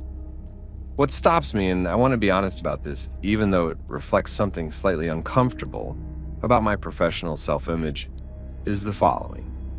To contact her with this material is to put my name professionally in the vicinity of her research area, which is territory my colleagues view as speculative. The recording is objective evidence. It exists, it's on my phone, multiple people have heard it. The footprints are documented in photographs. These are real data, but the interpretation of that data in the direction of Dr. L's research area would require me to make claims I can't yet defend from the available evidence. And I'm a person who does not make claims I cannot defend. What I can defend, and what I'm putting in writing here, because this channel doesn't carry my professional affiliation. The vocalization I heard in the George Washington National Forest in November during a mast year at approximately 100 meters northeast of my campsite was not identifiable as any species currently documented in that forest. The sign I found the following morning was consistent with a large quadruped of greater mass than any species currently documented in that forest. These are the facts. They're on my phone. They're in my field notes. They're in my head. Every time I open the voice memo application on my phone, I scroll past the recording, It's 11 minutes and 43 seconds long, and it's titled with the date and GPS coordinates, the way I title all my field recordings. I've never deleted it. I don't think I'm gonna. The sound on those nights when something wakes me at 2 or 3 in the morning, it happens to everyone who has spent years sleeping in the woods, is the first thing I reach for. Not the memory of the tracks or the tree marks or my colleagues' responses to the recording. The sound itself, which lives in the body the way certain sounds do. The way the sounds of your early childhood live there, resident without invitation, available without effort. The low pulsed rhythm of it. The harmonic depth that spoke to size and mass and presence in a way that I was professionally trained to assess. And that, in this case, assess to something I don't have a name for. I'll contact Dr. L eventually. I'll share the recording and the field notes and the photographs. I'll write it up properly. There's a way to do it that's scientifically defensible and careful, and that doesn't make claims beyond the evidence. And that's the way I'll do it. When I'm ready. When I've worked out exactly how to say, I've been in the field for 30 years. I know these mountains. I know these animals. And what I heard that night was something that none of that knowledge prepared me for. Quick pause here. If you've had something happen to you in these mountains, or anywhere remote, it doesn't have to be Appalachia. Send it in. The link is in the description. We read everything that comes in, every single submission. Some of the best ones we've ever gotten came from people who almost didn't send it because they thought no one would believe them, or because they felt like it was too small, too hard to describe, too strange to put into words. Send it anyway. The act of writing it down matters, and this is a place where it will be read without judgment. Story 9. MIA. We decided to write this together because we were together when it happened, and we want the record to be from both of us, not just one account filtered through one memory. We've told this story separately to people who know us, and every time we do, we compare notes afterward, and the details always match. That's the part people find hardest to believe for some reason. They expect that if two people are both remembering something strange, the memories will drift apart over time, that one of us will add a detail the other doesn't have, or vice versa, but ours haven't. The story is the same story every time. John. I'll start with the context. Mia and I have been hiking together for about 12 years. We met at a trail work event in our early 20s and have been going out together ever since, with occasional solo trips, but mostly as a team. We have a comfortable system. We navigate well together, we communicate well, and we have a similar enough pace that we rarely end up in the frustrating dynamic, where one person is always waiting for the other. We're not elite athletes, and we don't claim to be, but we're experienced and capable hikers, and we've done enough miles together that the mechanics of it are entirely automatic. MIA. The trail in question is a loop in the Mount Rogers National Recreation Area. We've done it 3 times now, including the trip when this happened.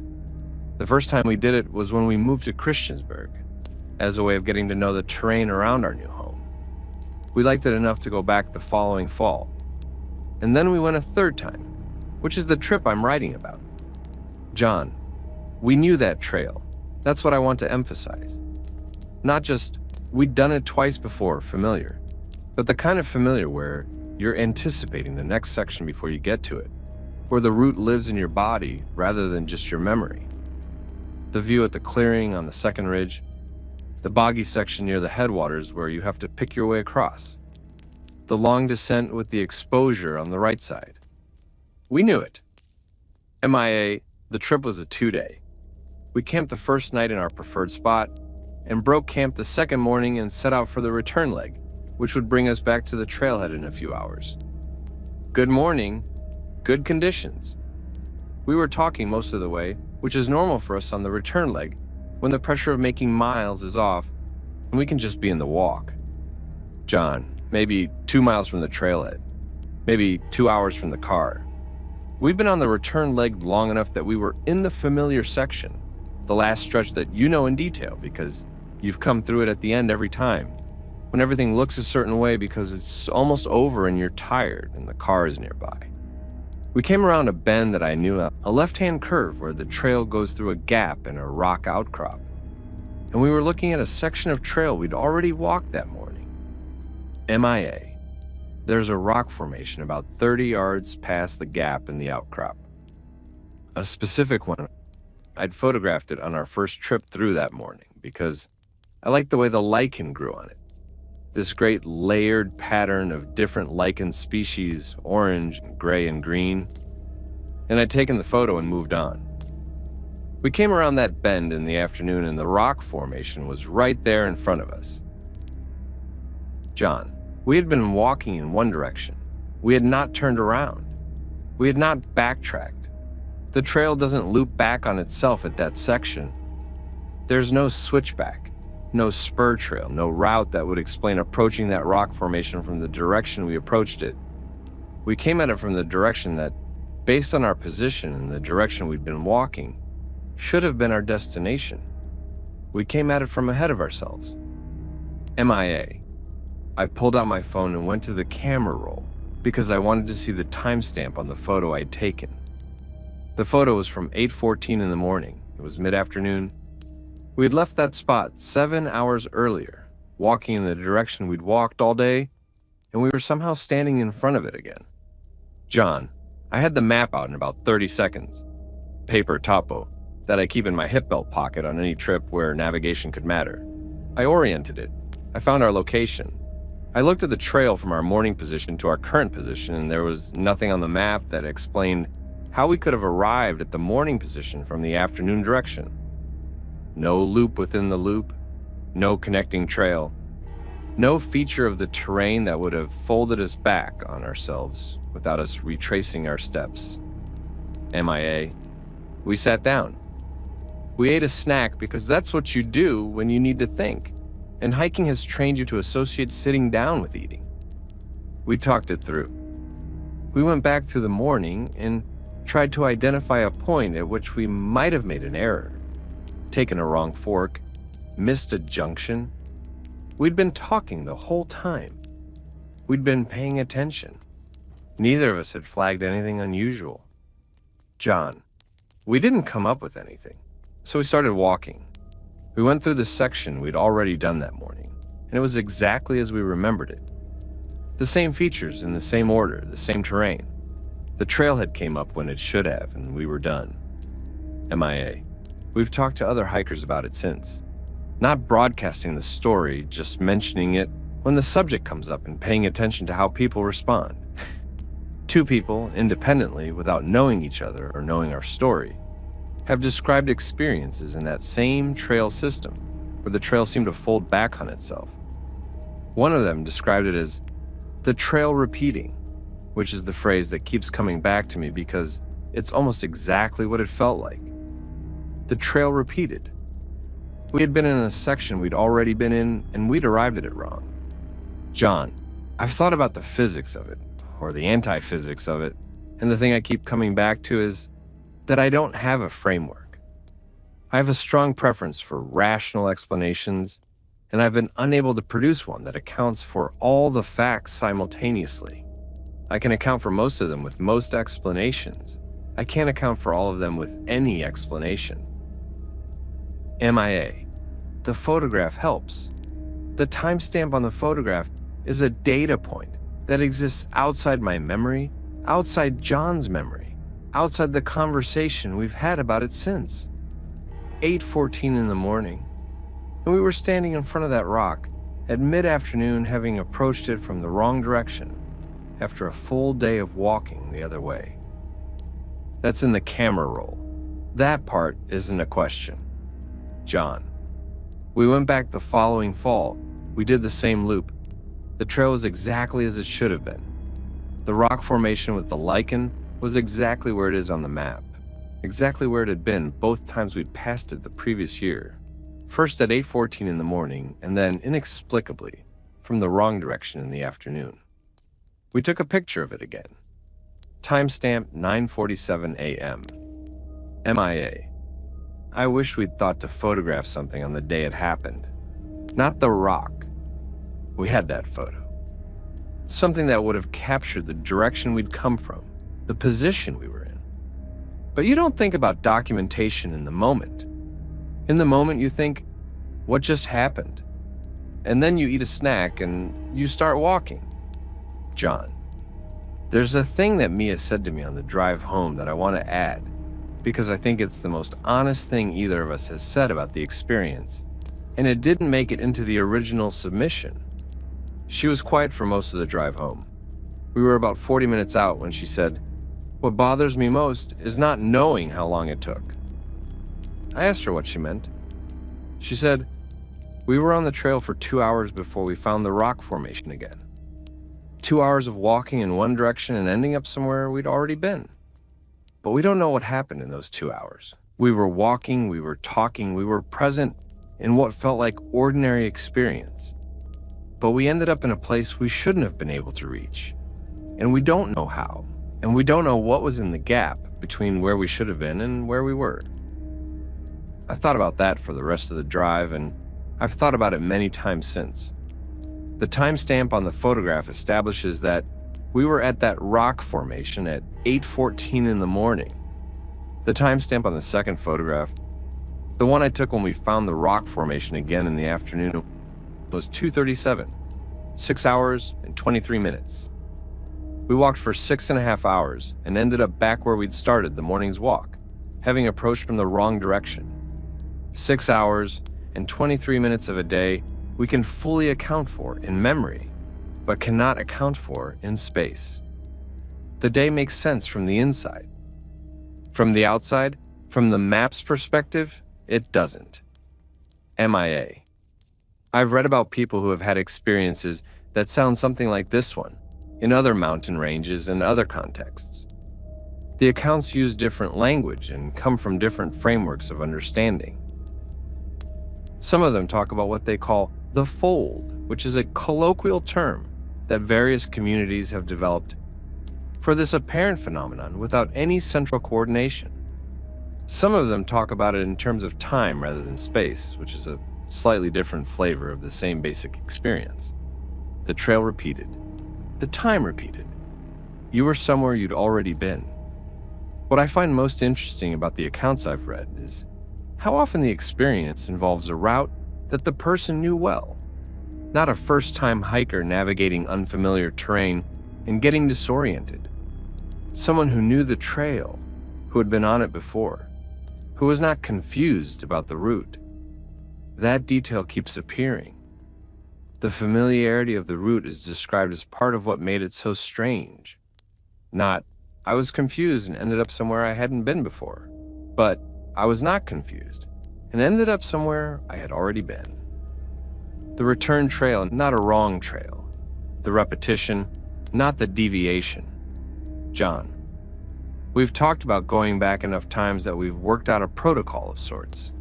If that's not too strong a word for two people deciding in advance how they'd handle a weird situation. We'd bring paper maps and mark the time each time we passed a major landmark. We'd stay closer together than we normally do. We'd photograph everything that looks distinctive with timestamps, so there's a continuous record of what we passed and when. We'd be scientists about it, or as close as two non-scientists can get to being scientists about a hiking trip. We haven't done it yet. I think we're waiting without fully admitting we're waiting for enough distance to have accumulated between us and the original experience that it feels like research rather than return. Waiting to feel like we're going back because we want to understand something rather than because we haven't fully finished understanding something. The difference between those two things is subtle and also complete. MIA. What the photograph with the timestamp gives me on difficult days with this experience is a specific kind of stability. It happened. It's documented. The timestamp doesn't lie, and 8:14 in the morning, and I was there, and then hours later I was there again from the wrong direction, and the photograph was evidence of where I'd been. The experience is strange, but it's grounded in an artifact, a real photograph taken with a real phone on a real morning in the Mount Rogers National Recreation Area. The world is real. What happened in it was strange. Both things. That's what I keep coming back to. Both things. The world is real and what happened in it was strange. And those two facts don't actually contradict each other. They just make the world larger than I thought it was. Larger in a direction I didn't know existed. That's uncomfortable. I think it's supposed to be. Story 10, Turkey Season. I want to put that up front because context matters for how this story gets read. I was in the woods legally, I was in equipment I know, and I was doing something I've been doing for the better part of 30 years. I'm not someone who spooks easy out there. I've been hunting Appalachian forests since I was old enough to hold a gun, and I've been going out alone since my early 20s. I know the difference between ordinary wood sounds and unusual ones. I know what a spooked deer sounds like versus a bear moving at the edge of timber. I know what healthy animal sign looks like versus sign that raises questions. I'm a careful observer by habit and by necessity, because hunting rewards careful observation. The Cumberland Plateau is where I do most of my hunting. It's a specific kind of Appalachian terrain. A long, elevated tableland that runs through Middle Tennessee and Kentucky, with sharp escarpments on the east and west sides, where the plateau drops to the valley floor, and a dense interior of second and third growth timber interspersed with old clearings and drainages that hold turkey and deer in good numbers if you know where to look. I've hunted it for 15 years. I have spots I return to every season, spots I've scouted carefully and know well. And I have a sense of the plateau's rhythms that took years to develop and that I trust. The blind I was hunting out of that morning was in a site I'd been using for 2 seasons. Small natural clearing, good sight lines, some turkey activity in the area based on my preseason scouting. I'd been in the blind before the light came up. 4 in the morning with a headlamp and a thermos of coffee, set up and waiting as the woods came light around me. That process, from dark to dawn in a good hunting spot, is one of my favorite things.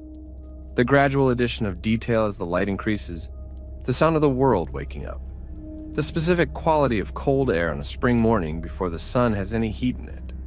I've done it hundreds of times and I never get tired of it. The morning produced some turkey activity. I could hear birds in the distance, gobbling on the roost before flydown, which I could estimate at about 300 yards to my southeast. Nothing came to the clearing. By 9 o'clock, I was satisfied that the spot was not going to produce anything that morning, and I decided to move, to walk a short loop around my position, and try to get a sense of where the birds had gone after flydown, and whether I should reposition for the afternoon hunt. I was maybe a half mile from the blind, following a drainage bottom that I knew from previous scouting, when I saw the disturbance in the ground ahead of me and stopped. My first read on it was a natural salt lick. There are salt licks throughout the plateau. Minerals seeping from the substrate attract deer and other animals, and the repeated use of these spots creates a distinctive pattern of churned, disturbed earth that you can identify from a distance once you've seen a few of them.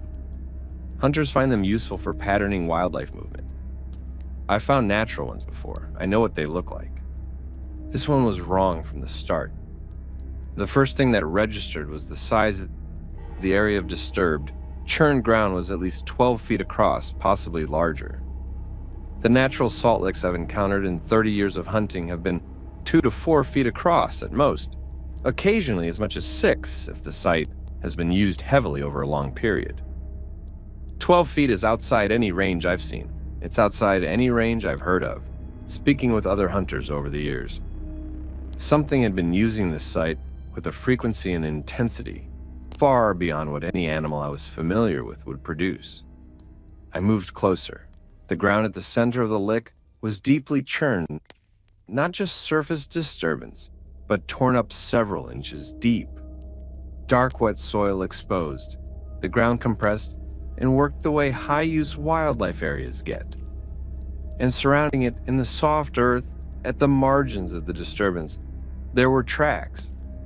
I've identified animal tracks my entire adult life. It's a skill that takes years to develop properly, to the point where you can read substrate condition and rain exposure and sun exposure and walking speed from the distortion of the print, where you can distinguish between a running bear print and a walking one, between a buck's track and a doe's.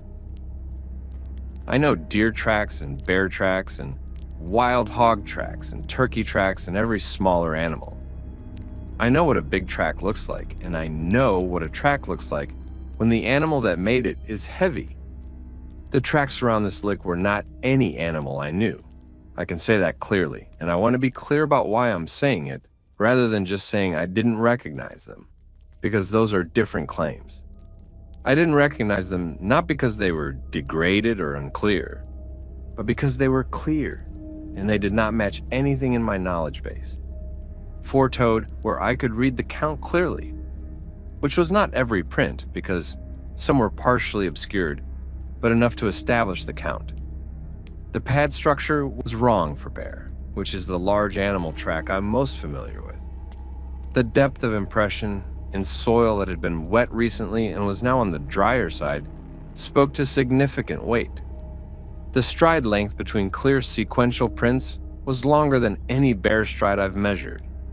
I stood at the edge of that clearing for a long time. I photographed the tracks from multiple angles. I photographed the overall lick area. I walked the perimeter of the disturbance slowly and counted prints, and tried to build a picture of the movement pattern, the way the animal or animals had moved around and through the site. The pattern was consistent with a single large animal returning to the same spot repeatedly, not a herd of deer or a group of hogs working an area, but a single large animal with a routine. Then I looked up and I saw the tree. There's a mature red oak at the edge of the clearing, probably 100 years old, with a trunk diameter of maybe 18 inches.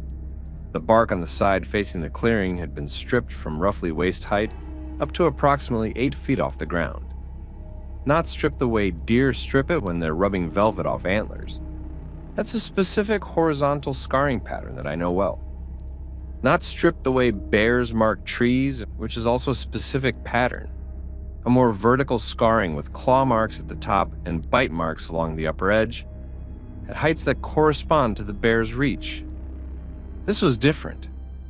The bark had been removed in large section, not scraped, removed, and the exposed wood underneath had been gouged.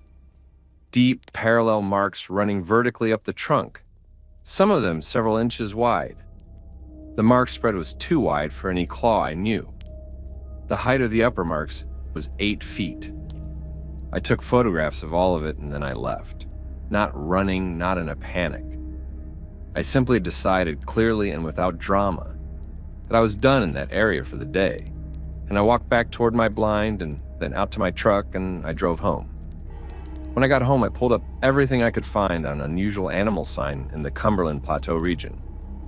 I looked through hunting forums, wildlife management publications, academic literature on Appalachian fauna. I found nothing that matched what I'd seen. The tracks were outside the parameters for any species documented in the region. The tree marking was outside the parameters for any behavior pattern I could find described.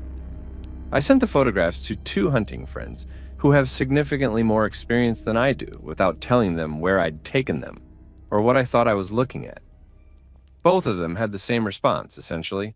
They didn't know what made those marks, and they'd never seen anything like them. I've been back to the plateau many times since. I've hunted that area twice more. I've gone specifically to the clearing where the lick was, to check on it. The lick is still there, still disturbed. The ground still churned in the same way. The tree is still marked. I haven't found fresh tracks on either of my subsequent visits, which might mean the animal has moved on, or might mean I was there at the wrong time. I don't know. I'm not going to put a name to what I think made those tracks. I'll leave it where the evidence leaves it. Something large, something heavy, something with a stride and a print morphology outside the range of anything documented to live on the Cumberland Plateau, using a salt lick 12 feet across and marking a tree at 8 feet. If someone can tell me what animal that is, I'd genuinely like to know. The photographs are still on my phone. I've never deleted them. I've shown them to maybe 8 people over 2 years and gotten 8 different responses, which I think tells you less about the photographs and more about the frameworks people bring to what they see. The 2 hunting friends I mentioned, the ones who said they'd never seen anything like it, asked me separately whether I'd considered the possibility of a bear that was unusually large. I had considered it. The problem is that unusually large is doing a lot of work in that explanation. The largest black bear on record in Tennessee, as far as I've been able to determine, came in around 500 pounds. The impressions I found suggest an animal that was considerably beyond that range. How much beyond? I can't say precisely. Print depth is influenced by soil conditions, gait, and load distribution in ways that make precise mass estimation from prints alone unreliable. But the depth of impression in the soil of known condition, combined with the stride length, are both outside the range I'd expect from even a very large black bear. Not marginally outside, substantially. A wildlife biologist friend of a friend looked at the photographs and was quiet for a while, and then said he didn't know what to make of the tree marking. He found the prints easier to dismiss. Unusual, but within the range of biological variability, which is a sentence that sounds definitive until you realize it's not saying anything specific. The tree marking he found harder. He noted the height of the upper marks, the width of the gouges, and the pattern of the bark removal, and said he couldn't identify a behavior pattern that matched it. Not from any species he'd studied. He said he'd be very interested to have been at the site in person, which is the kind of thing scientists say when they're interested, but also aware of the professional costs of being too interested. I've been back to the clearing 3 times. The lick is still active. The ground is still churned and damp, and the pattern I first found suggesting continued regular use. The tree still has the markings. The upper edge of the strip section has dried and begun to callus over the way damaged bark does. The tree is alive. Whatever marked it didn't kill it. I found tracks on one of the 3 visits. Newer ones, sharper, showing less weathering exposure than the ones I originally found. The same morphology, the same stride length. Whatever is using that lick is still using it. I haven't set up a camera trap there. I've thought about it many times. I know how to do it, and I have the equipment. The reasons I haven't are worth being honest about. Part of it is practical. A camera trap that gets destroyed or stolen is a loss I'd rather avoid, and I don't know what happens to camera equipment in the vicinity of whatever is using that lick. Part of it is something else that I find harder to articulate. Something close to the instinct that made me leave when I found the clearing in the first place. Some quality of that site that makes me feel when I'm there that I have been extended a kind of tolerance. I can be present and observe and document and leave. And that pushing beyond the terms of that tolerance would be a mistake. I'm aware that that sounds irrational. A hunter with 30 years of field experience being deterred by a feeling from deploying a standard piece of wildlife monitoring equipment. I know how it sounds. I'm putting it in the record anyway, because it's the truth of what I've experienced every time I've considered setting up the camera. And the truth is what I'm trying to record here. The plateau is what it is. The clearing is what it is. Whatever is using it has been using it long enough that the lick is 12 feet across, and the tree is marked at 8 feet. I've been hunting the area for 15 years and never found that lick before that morning. Never found sign like that before that morning. Never came home from a morning in the woods with the feeling I came home with that day, that I had looked at something that didn't want to be looked at, had read its sign, had stood at the edge of its space, and had been, for reasons having nothing to do with any capability I possess, allowed to leave. Story 11. My husband and I have been paddling together for about 8 years. We started with canoes, moved to kayaks when we realized we liked the independence of solo boats, and have been doing flat water trips on lakes and reservoirs throughout the Tennessee and North Carolina mountains for long enough that we have genuine preferences. We prefer cold weather to hot because the bugs are gone and the boat traffic is minimal. We prefer weekdays to weekends for the same reason. And we prefer Calderwood Lake to almost anywhere else because it is, by any standard, one of the more beautiful and difficult to access reservoirs in the entire southern Appalachian system, which means that on a cold weekday in October, you can have miles of water entirely to yourself. Calderwood is a TVA reservoir on the Little Tennessee River, in the section of the Cherokee country that most people drive through rather than paddle into. The access is limited and requires some planning. The put-in is a rough boat ramp, and the lake itself is long and narrow, shaped by the river valley it flooded, with high ridges on both sides and numerous coves and inlets cut into the shoreline. The water is cold and clear, the kind of clear where you can see the bottom in 10 feet of water, and the color shifts from turquoise to deep green as it deepens. On a still morning with fog in the ridges above it, Calderwood is about as close to perfect as a paddling destination gets. The morning we're writing about was a Wednesday in mid-October. We'd put in early before the light was fully on the water and paddled south along the east shore for about a mile and a half before cutting across to a cove on the south shore that we'd identified on previous trips as a good spot for a rest and lunch. The cove was sheltered from any wind that moved down the main channel, and the water inside it was glassy and still, the kind of still that shows you the ridgeline above perfectly inverted in the surface. We pulled in and rafted up the 2 kayaks and broke out our food and did the kind of nothing that is the whole point of a cold weekday on a beautiful lake. We'd been in the cove maybe 20 minutes when the other kayaker came around the point. They appeared from behind the rocky point at the far end of the cove, a paddler in a solo kayak, moving at a casual pace. At 200 yards in open water, you can see a lot, whether someone is in a sit-on-top or a touring boat, the color of the hull, whether they're paddling efficiently. What I saw was a dark-hulled sit-on-top, somewhat older looking, moving at a pace that suggested easy paddling. I raised a hand in the standard greeting. My husband did the same.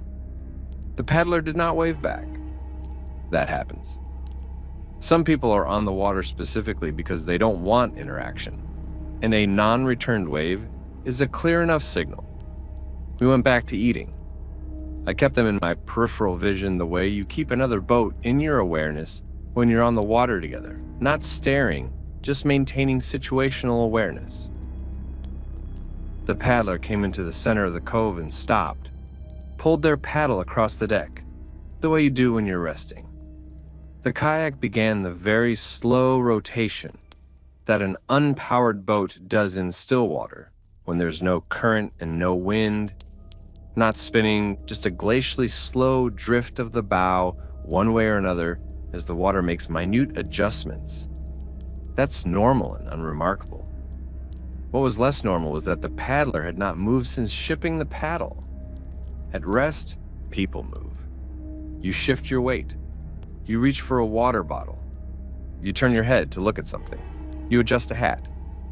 My husband said quietly that the person wasn't paddling, which was true, but what he was really saying was that the person wasn't doing anything. They were sitting in a boat that was slowly rotating in still water, and they were as still as the kayak's hull. I called across the water. Sound carries well on a flat, enclosed body of water. 200 yards is nothing. You could have a conversation at that distance if both parties were willing. "Hey, you doing okay over there?" Silence. My husband called louder. "Hey, everything all right?" Nothing. The kayak continued its slow rotation, and the figure on it did not respond. We started paddling toward them, slowly, easily. Not an urgent charge, just moving in their direction to close the distance and get a better look and make sure everything was actually fine. As we got closer, I watched the figure carefully for the natural response that a person makes when 2 kayaks are obviously paddling toward them. A turn of the head, a pickup of the paddle, some acknowledgement of the approach. Nothing came. At 100 yards, I could see more, but not much. The hull was dark green, old enough that the color was faded to something closer to gray-green. The person on it was wearing dark clothing. What might have been a jacket or a vest, nothing reflective. They were facing roughly away from us, which was consistent with the kayak's slow rotation, having turned them in that direction, but they had not reoriented as we approached. A paddler who sees two kayaks coming toward them orients toward the approaching boats. It's a water habit, an automatic behavior. This person had not done it. At 50 yards, my husband pointed out the waterline. I'd been noticing it without fully registering it. The way you notice something wrong before you can name what's wrong. The kayak was sitting low. Not catastrophically low, not swamped, but lower than a sit-on-top kayak with a single adult paddler should sit. A sit-on-top kayak, by design, has a predictable freeboard. The distance between the waterline and the top of the hull. That freeboard is determined by the weight it's carrying. A single adult paddler, no significant gear, should produce a specific freeboard that any experienced paddler knows by sight. This kayak was sitting as if it was carrying more than that, significantly more. We stopped paddling. 50 yards out, both of us sitting still in our boats, looking at the other kayak. The figure on it had not moved. The kayak was sitting low. The cove was completely quiet. The kayak began to turn, not through a paddle stroke. Neither of the figure's hands moved, and there was no paddle in the water, not through an obvious shift of weight. The kayak simply rotated, as if the water itself had reached up and turned it steadily and without turbulence, until the bow was pointing at us. Until the person on it, whoever or whatever had been facing away, was now facing toward us. There was no one on it. I want to be very clear about the sequence of events here, because I've replayed it many times and the sequence is what I'm certain of. The kayak was rotating toward us. We could see the front of it coming around, and as the bow cleared the midpoint of the rotation, as the front of the hull and the portion of the deck where a paddler sits came into view, there was nothing there. The kayak was empty. The deck where a person had been sitting was unoccupied. The weight we'd been seeing in the waterline, the weight that had been pressing the hull lower than an empty boat should sit, was gone. We did not say anything. We paddled back toward the put-in at a pace that we did not acknowledge or discuss. We paddled with our heads forward, and we did not look back at the cove, and we did not speak until we were around the far point, and the cove was out of sight behind us. Then my husband said, "Let's go." And we paddled the mile and a half back at a pace we wouldn't normally sustain on a casual morning. We loaded the boats on the car and drove home. We've been back to Calderwood twice since. Different sections of the lake, different coves. The water has been the water both times, cold and clear and beautiful, with nothing unusual on it. I don't think about the kayak constantly anymore, but I think about the waterline. The way it sat too low for an empty boat, which means it was sitting at the right level for something on it. And then the something was gone, and the level was still wrong for a moment, before the boat rose back to where an empty boat sits. That detail is the one I can't talk myself out of. An empty boat rises. There was a moment when it should have risen and it hadn't yet. And then it did. Story 12. I want to start with the geography because I think it matters for understanding how wrong this was. The fire road I'm talking about is in the Nantahala National Forest, which spans a large section of far western North Carolina. Fire roads in that part of the Nantahala are not the kind of roads that see significant recreational traffic. They're maintained minimally, graded infrequently, and intended primarily for Forest Service access during fire events and for occasional timber operations. The one I use is a single-lane road that climbs and drops through remote terrain for about 11 miles, before it dead ends at a turnaround near a creek that I fish. There is no campsite at the end. There is no trailhead. There is no amenity of any kind. There is a turnaround and there is a creek, and that's the attraction, because the creek is excellent and gets very little pressure from anglers because the road is too long and too rough for most people to bother with. I've been driving that road twice a year for 8 years. 16 trips before and after the incident I'm describing. Not one of those trips before or after have I seen another person on the road. Not at the beginning, not at the end, not at any point along the 11 miles. The road is functionally unknown to the recreational public. The Forest Service might drive it once or twice a year. Otherwise, it's empty. The morning I'm writing about was 2 years ago, late April. I'd had a good morning on the creek. Decent water temperature, some activity in the pocket water behind the larger boulders. The kind of morning that earns the long drive in. I was headed back out on the road mid-morning, moving at the pace that road demands, which is slow, maybe 15 miles an hour on the good stretches and significantly less on the rough ones. The road had dried well from the previous week's rain, and I was making decent time. It was clear and bright, well past the hour when ground fog had burned off, midday light flat and direct. There was nothing soft or ambiguous about the visibility. I came around a long left-hand bend where the road straightens out for about a quarter mile with a ridgeline visible above the right side, and there was a girl standing at the edge of the road about 200 yards ahead. Everything I'm about to describe, I registered in the first 30 seconds of seeing her. My brain ran through the inventory, the way a mind does when something doesn't fit its context. The distance to the nearest road junction from which a person might have walked in, which was miles. The absence of any vehicle, the absence of any gear, no pack, no water bottle visible at her side, nothing indicating a person who had prepared to be in this place. She appeared to be between 10 and 12 years old. She was wearing a dress. A light-colored dress, not the bright synthetic colors of children's outdoor clothing, but a plain light color, something between white and cream. The dress was not appropriate to the environment in any way. Not in terms of warmth, not in terms of protection from brush and terrain, not in terms of anything that would make sense for a person planning to be on this road. I slowed to a stop alongside her and rolled down the window. She looked at me without alarm. This was one of the things that registered immediately, and that I've thought about at length since. She looked at me without any of the wariness that a child who has found themselves in an isolated situation should produce. No distress, no relief, no caution. Just a level, calm regard. The kind of look that belongs on a face much older than hers.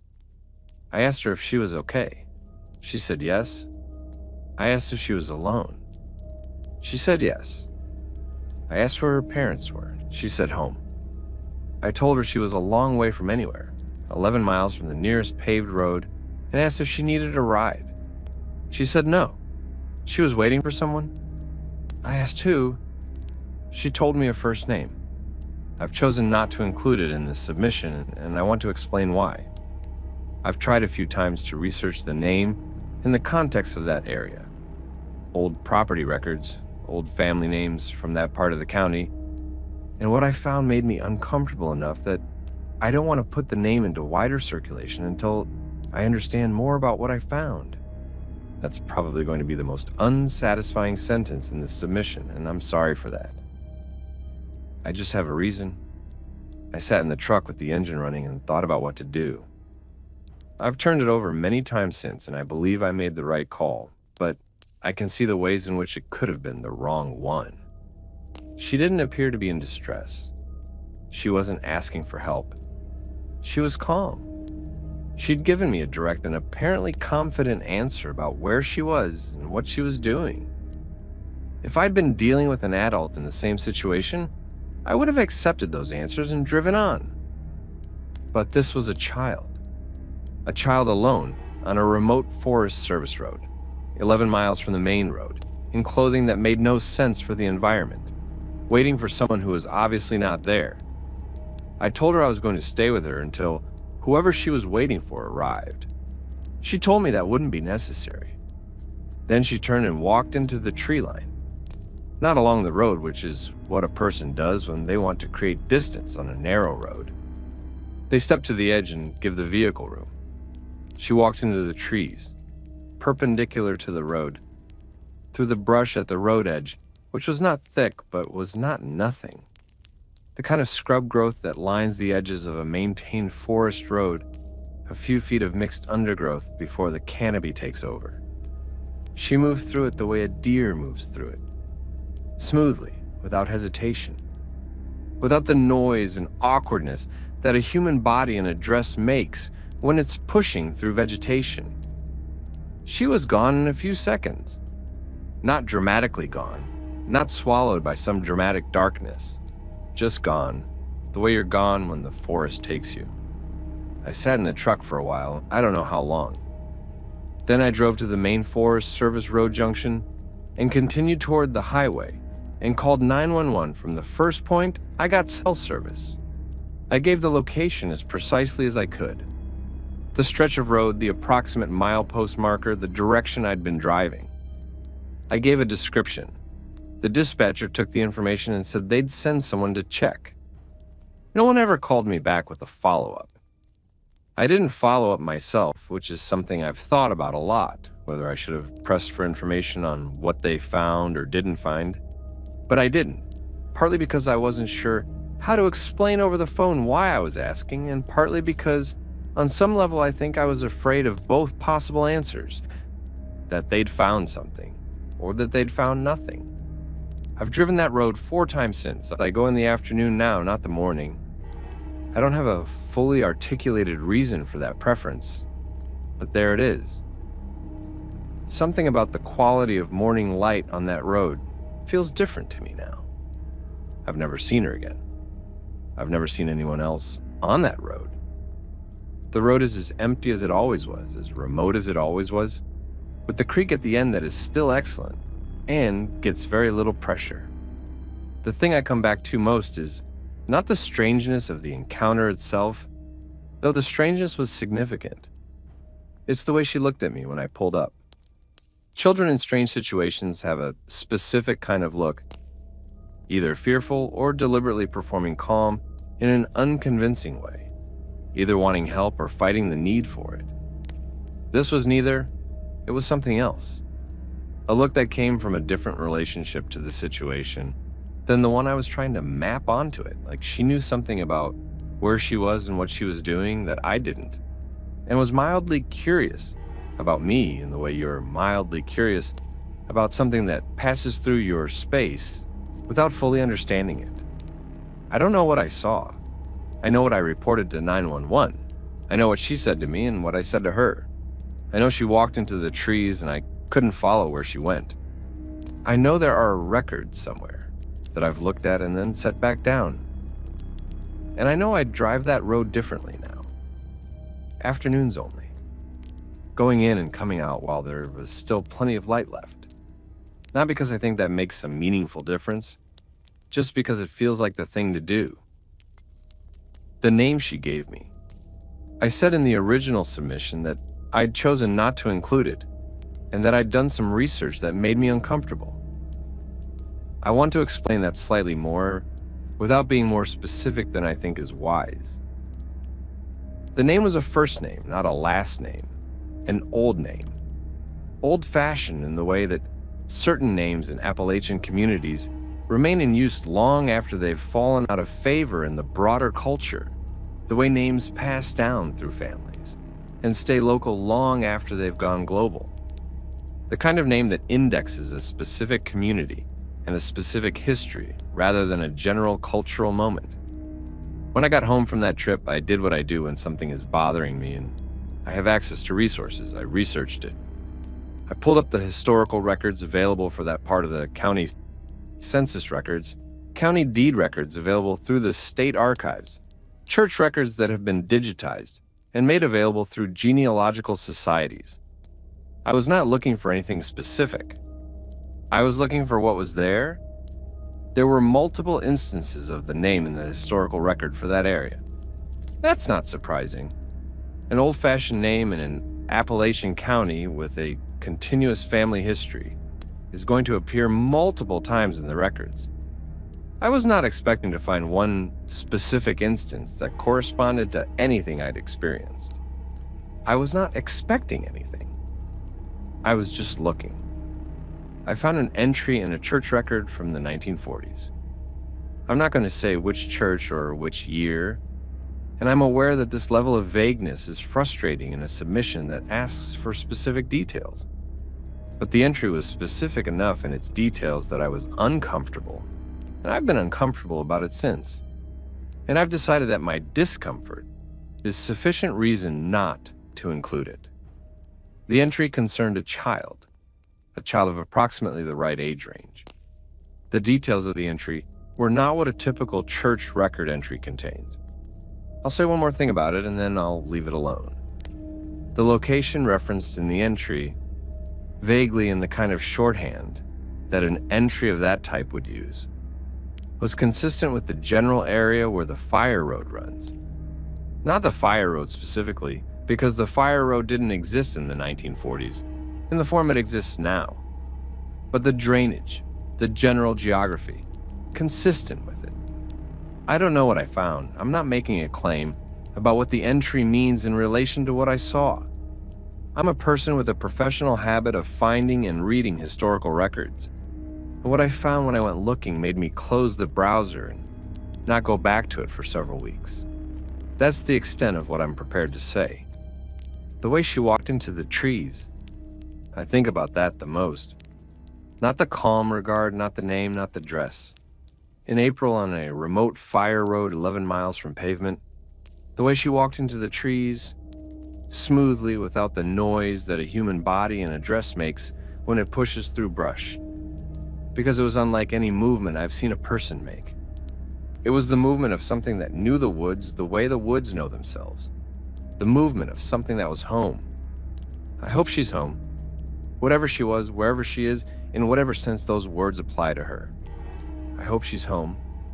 Story 13. I'm a local historian. My specific focus is Appalachian, Kentucky. The social and material history of the communities in the eastern part of the state, from the period of initial European settlement through the early 20th century. I've spent the better part of 20 years in county archives and private collections, in the back rooms of courthouses, and in the field. The field part is important. A historian of this region who doesn't go to the places they're studying is missing something irreplaceable. The landscape is a primary document. The hollows and the ridgelines and the creek bottoms are part of the archive, and you learn things from them that you can't learn from any paper record. I say all of this not to establish credentials, but to establish disposition. I am professionally skeptical. I know how oral accounts work, how they accumulate meaning, how they edit themselves in the telling, how a dramatic experience becomes more dramatic in the retelling, not because the teller is dishonest, but because memory is not a recording, it's a reconstruction, and reconstructions respond to what the reconstructor needs them to mean.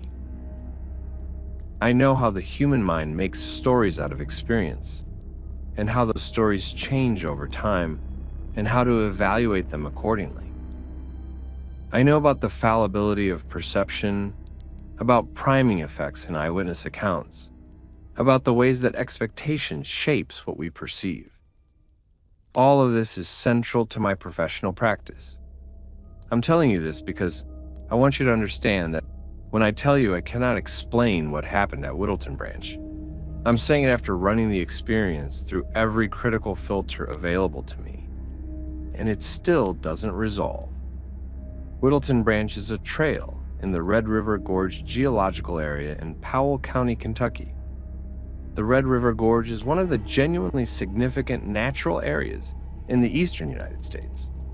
A deeply eroded sandstone landscape with natural arches, towering cliffs, and a river drainage that has been carved into the Cumberland Plateau over millions of years. It's well known to hikers and climbers, particularly the main circuit trails and the areas around the more dramatic geological features. The Whittleton Branch Trail is a quieter part of the system, running along a tributary creek through a narrow hollow that shows evidence of historical land use extending back to the early settlement period. That historical land use is what brought me there. I had found a reference in a county records archive. A 1927 land survey documented to a structure on the Whittleton Branch drainage. The surveyor had noted it in passing, the kind of notational aside that surveyors sometimes included about existing improvements. And the notation was specific enough to give me a rough location. The structure itself was listed as a cabin or dwelling extant. That was 1927. I had no way of knowing if anything remained by the time I was there, and I expected nothing. 100 years is a long time for a structure in that environment to persist without maintenance, and anything below the cliffline in the gorge is subject to rockfall and flooding on a geological timeline that is essentially continuous. I went out on a Wednesday in early March, alone. I usually work alone in the field, partly because it's easier to move at my own pace, and partly because the kind of attention a historical site requires is difficult to maintain in the presence of someone who doesn't share the professional interest. The trail was quiet. Midweek in early March in the gorge is not a high traffic time, and I had the Whittleton Branch section to myself. I found the location from the survey document's notation without too much difficulty. The survey had been thorough enough to tie the location to a creek confluence that still exists. And from that anchor point, the rough distance and bearing led me to a specific spot on the south side of the drainage. The hollow there is narrow, maybe 30 feet across at its widest, with sandstone walls rising on both sides above the tree line and the creek running along the bottom. Old growth timber at the upper end, the kind of big tulip poplars and hemlocks that indicate ground undisturbed for a very long time.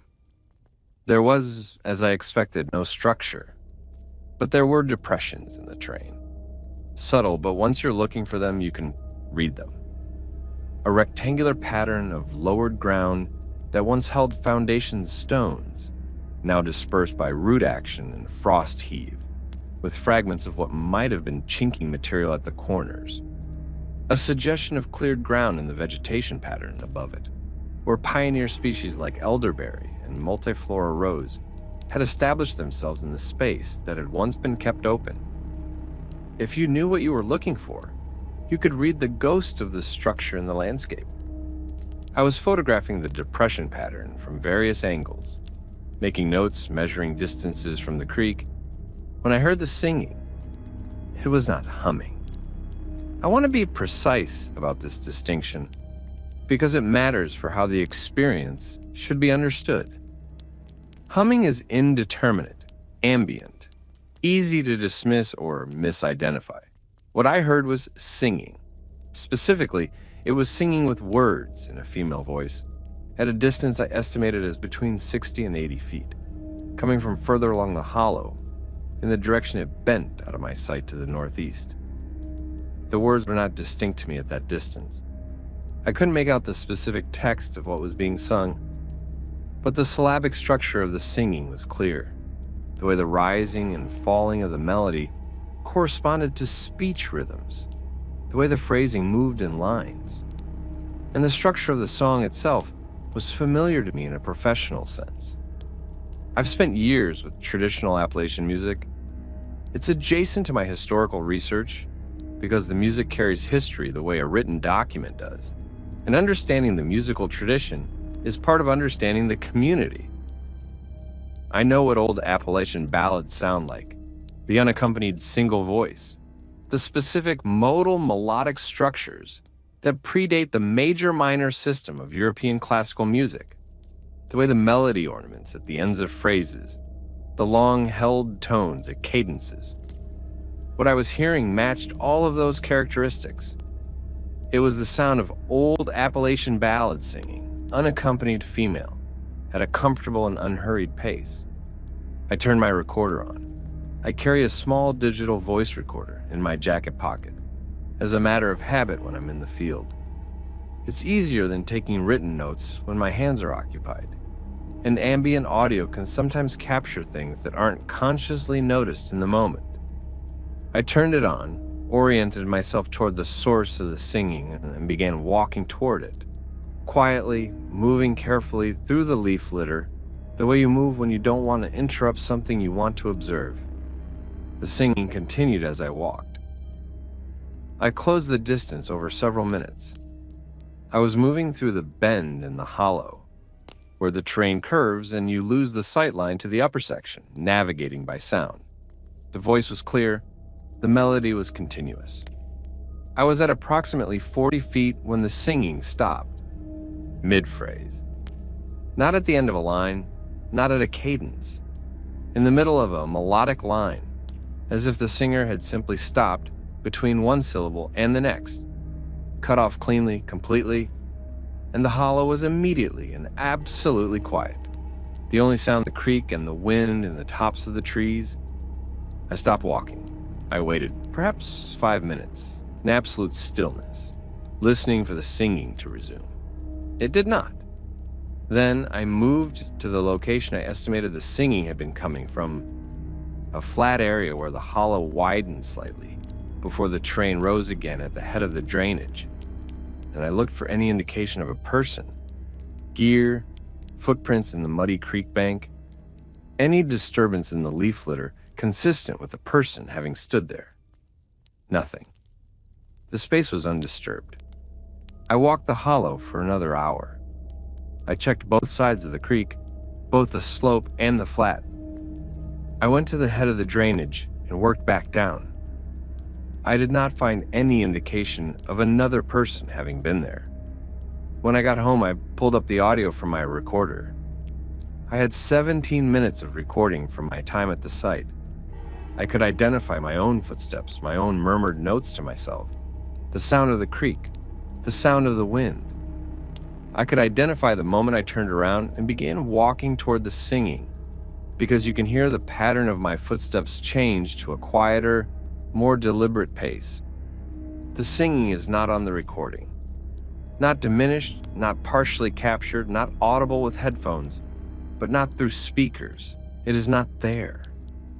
The ambient sound of the hollow is continuous and clear throughout the recording. The creek, the wind, my footsteps. One moment where a woodpecker is audible in the distance. The silence between those sounds is real silence, not the silence of a recording that has lost audio data. The recorder was functioning, and in the 6 minutes of recording that correspond to the period when I could hear the singing clearly, there is no singing. I've consulted with a colleague who has some audio engineering background. He examined the recording and found nothing anomalous about its technical characteristics. No dropout, no processing artifacts, no evidence of data loss or corruption. The recording is complete. It simply does not contain the sound I heard.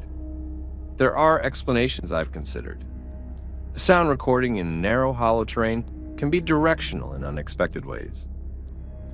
The same walls that amplify and carry sound for a listener within the hollow can create dead zones for certain recording positions. This is true. I've considered whether my recorder in my jacket pocket was shielded from the sound in some way that my ears were not. I've thought about this for months, and I can construct a scenario in which it's possible, but I can't fully convince myself of it, because the recording captures other sounds at similar distances without difficulty. I went back to Whittleton Branch a month later with a colleague who is also a historian, someone I've worked with for 15 years, and whose judgment I trust entirely. I played her the recording at the site. She listened and she noted the gap. The 6 minutes of ambient sound with nothing additional in it. We sat with it for a long time. We talked about possible explanations. We did not reach one. I've asked around carefully since, not broadcasting the question, but raising it in contexts where local knowledge gets shared. Conversations with longtime residents of the area, with trail regulars, with people who know that section of the gorge well. I've been careful not to lead anyone toward the answer I experienced. I ask open questions about unusual things people have heard on that trail. 2 people have mentioned singing. One of them heard it years ago and had never discussed it with anyone. The other heard something they described as an old woman singing without words, which is a slightly different description, but not incompatible with what I experienced. Singing without words might mean the words were not distinct at the distance. Neither of them knew about each other. Neither of them knew about my experience. I keep coming back to the recording gap. Memory is fallible. Perception is fallible. The ways that the mind constructs and reconstructs experience are numerous and well documented, and I know all of them in the professional sense. But the recorder was running. The ambient sound is continuous. The 6 minutes during which I heard singing clearly and steadily, during which I oriented toward the sound and moved toward it and heard it stop mid-phrase. Those 6 minutes are on the recording as ordinary ambient forest sound with nothing in the vocal register. I don't have a framework for that. I've tried to build one. I can't. I still go to Whittleton Branch.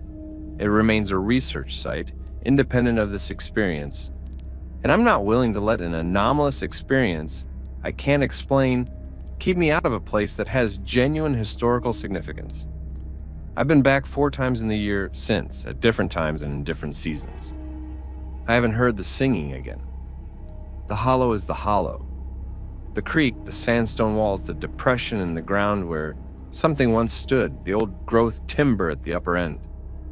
But I always turn the recorder on now, as soon as I get to the site. And I always listen to the recording when I get home. And I'm always aware of the moment when the ambient sound of the hollow sounds exactly like itself. Just ambient sound. Nothing added, nothing extra in the register where a voice would be. The absence of what isn't there. I'm aware of it every time, and I don't think that awareness is going to go away. I wrote it up in my research notes. Anomalous auditory experience, March, Whittleton Branch site. No corroborating evidence on recording. 2 independent accounts from other visitors of similar experiences. No explanation identified. That's the clinical notation, and it's accurate. The version I tell people I trust is this. Someone was singing in a hollow in the Red River Gorge in March, in the old way. The way people sang before amplification and recording existed to change it. And whatever they were, whatever continuity or echo or presence moved through that place and made that sound, they didn't want to be recorded. They didn't want to be found. And the hollow, whatever the hollow is, and has been for the centuries, that people have moved through it and built in it and left and been remembered and been forgotten. The hollow kept their secret. That's what I know. That's what the record says, such as it is. Draw from it what you will. That's all 13. If any of these hit close to home, if you recognize something in a story, if it reminded you of something that's happened to you, if you've driven past a certain ridge in a certain season and understood something you've never been able to explain, subscribe and stick around. We've got more submissions backed up than we know what to do with. Leave a comment if one of these resonated, or if you've got a piece of a story and you're not sure you're ready to send the whole thing yet. We read those too. See you in the next one.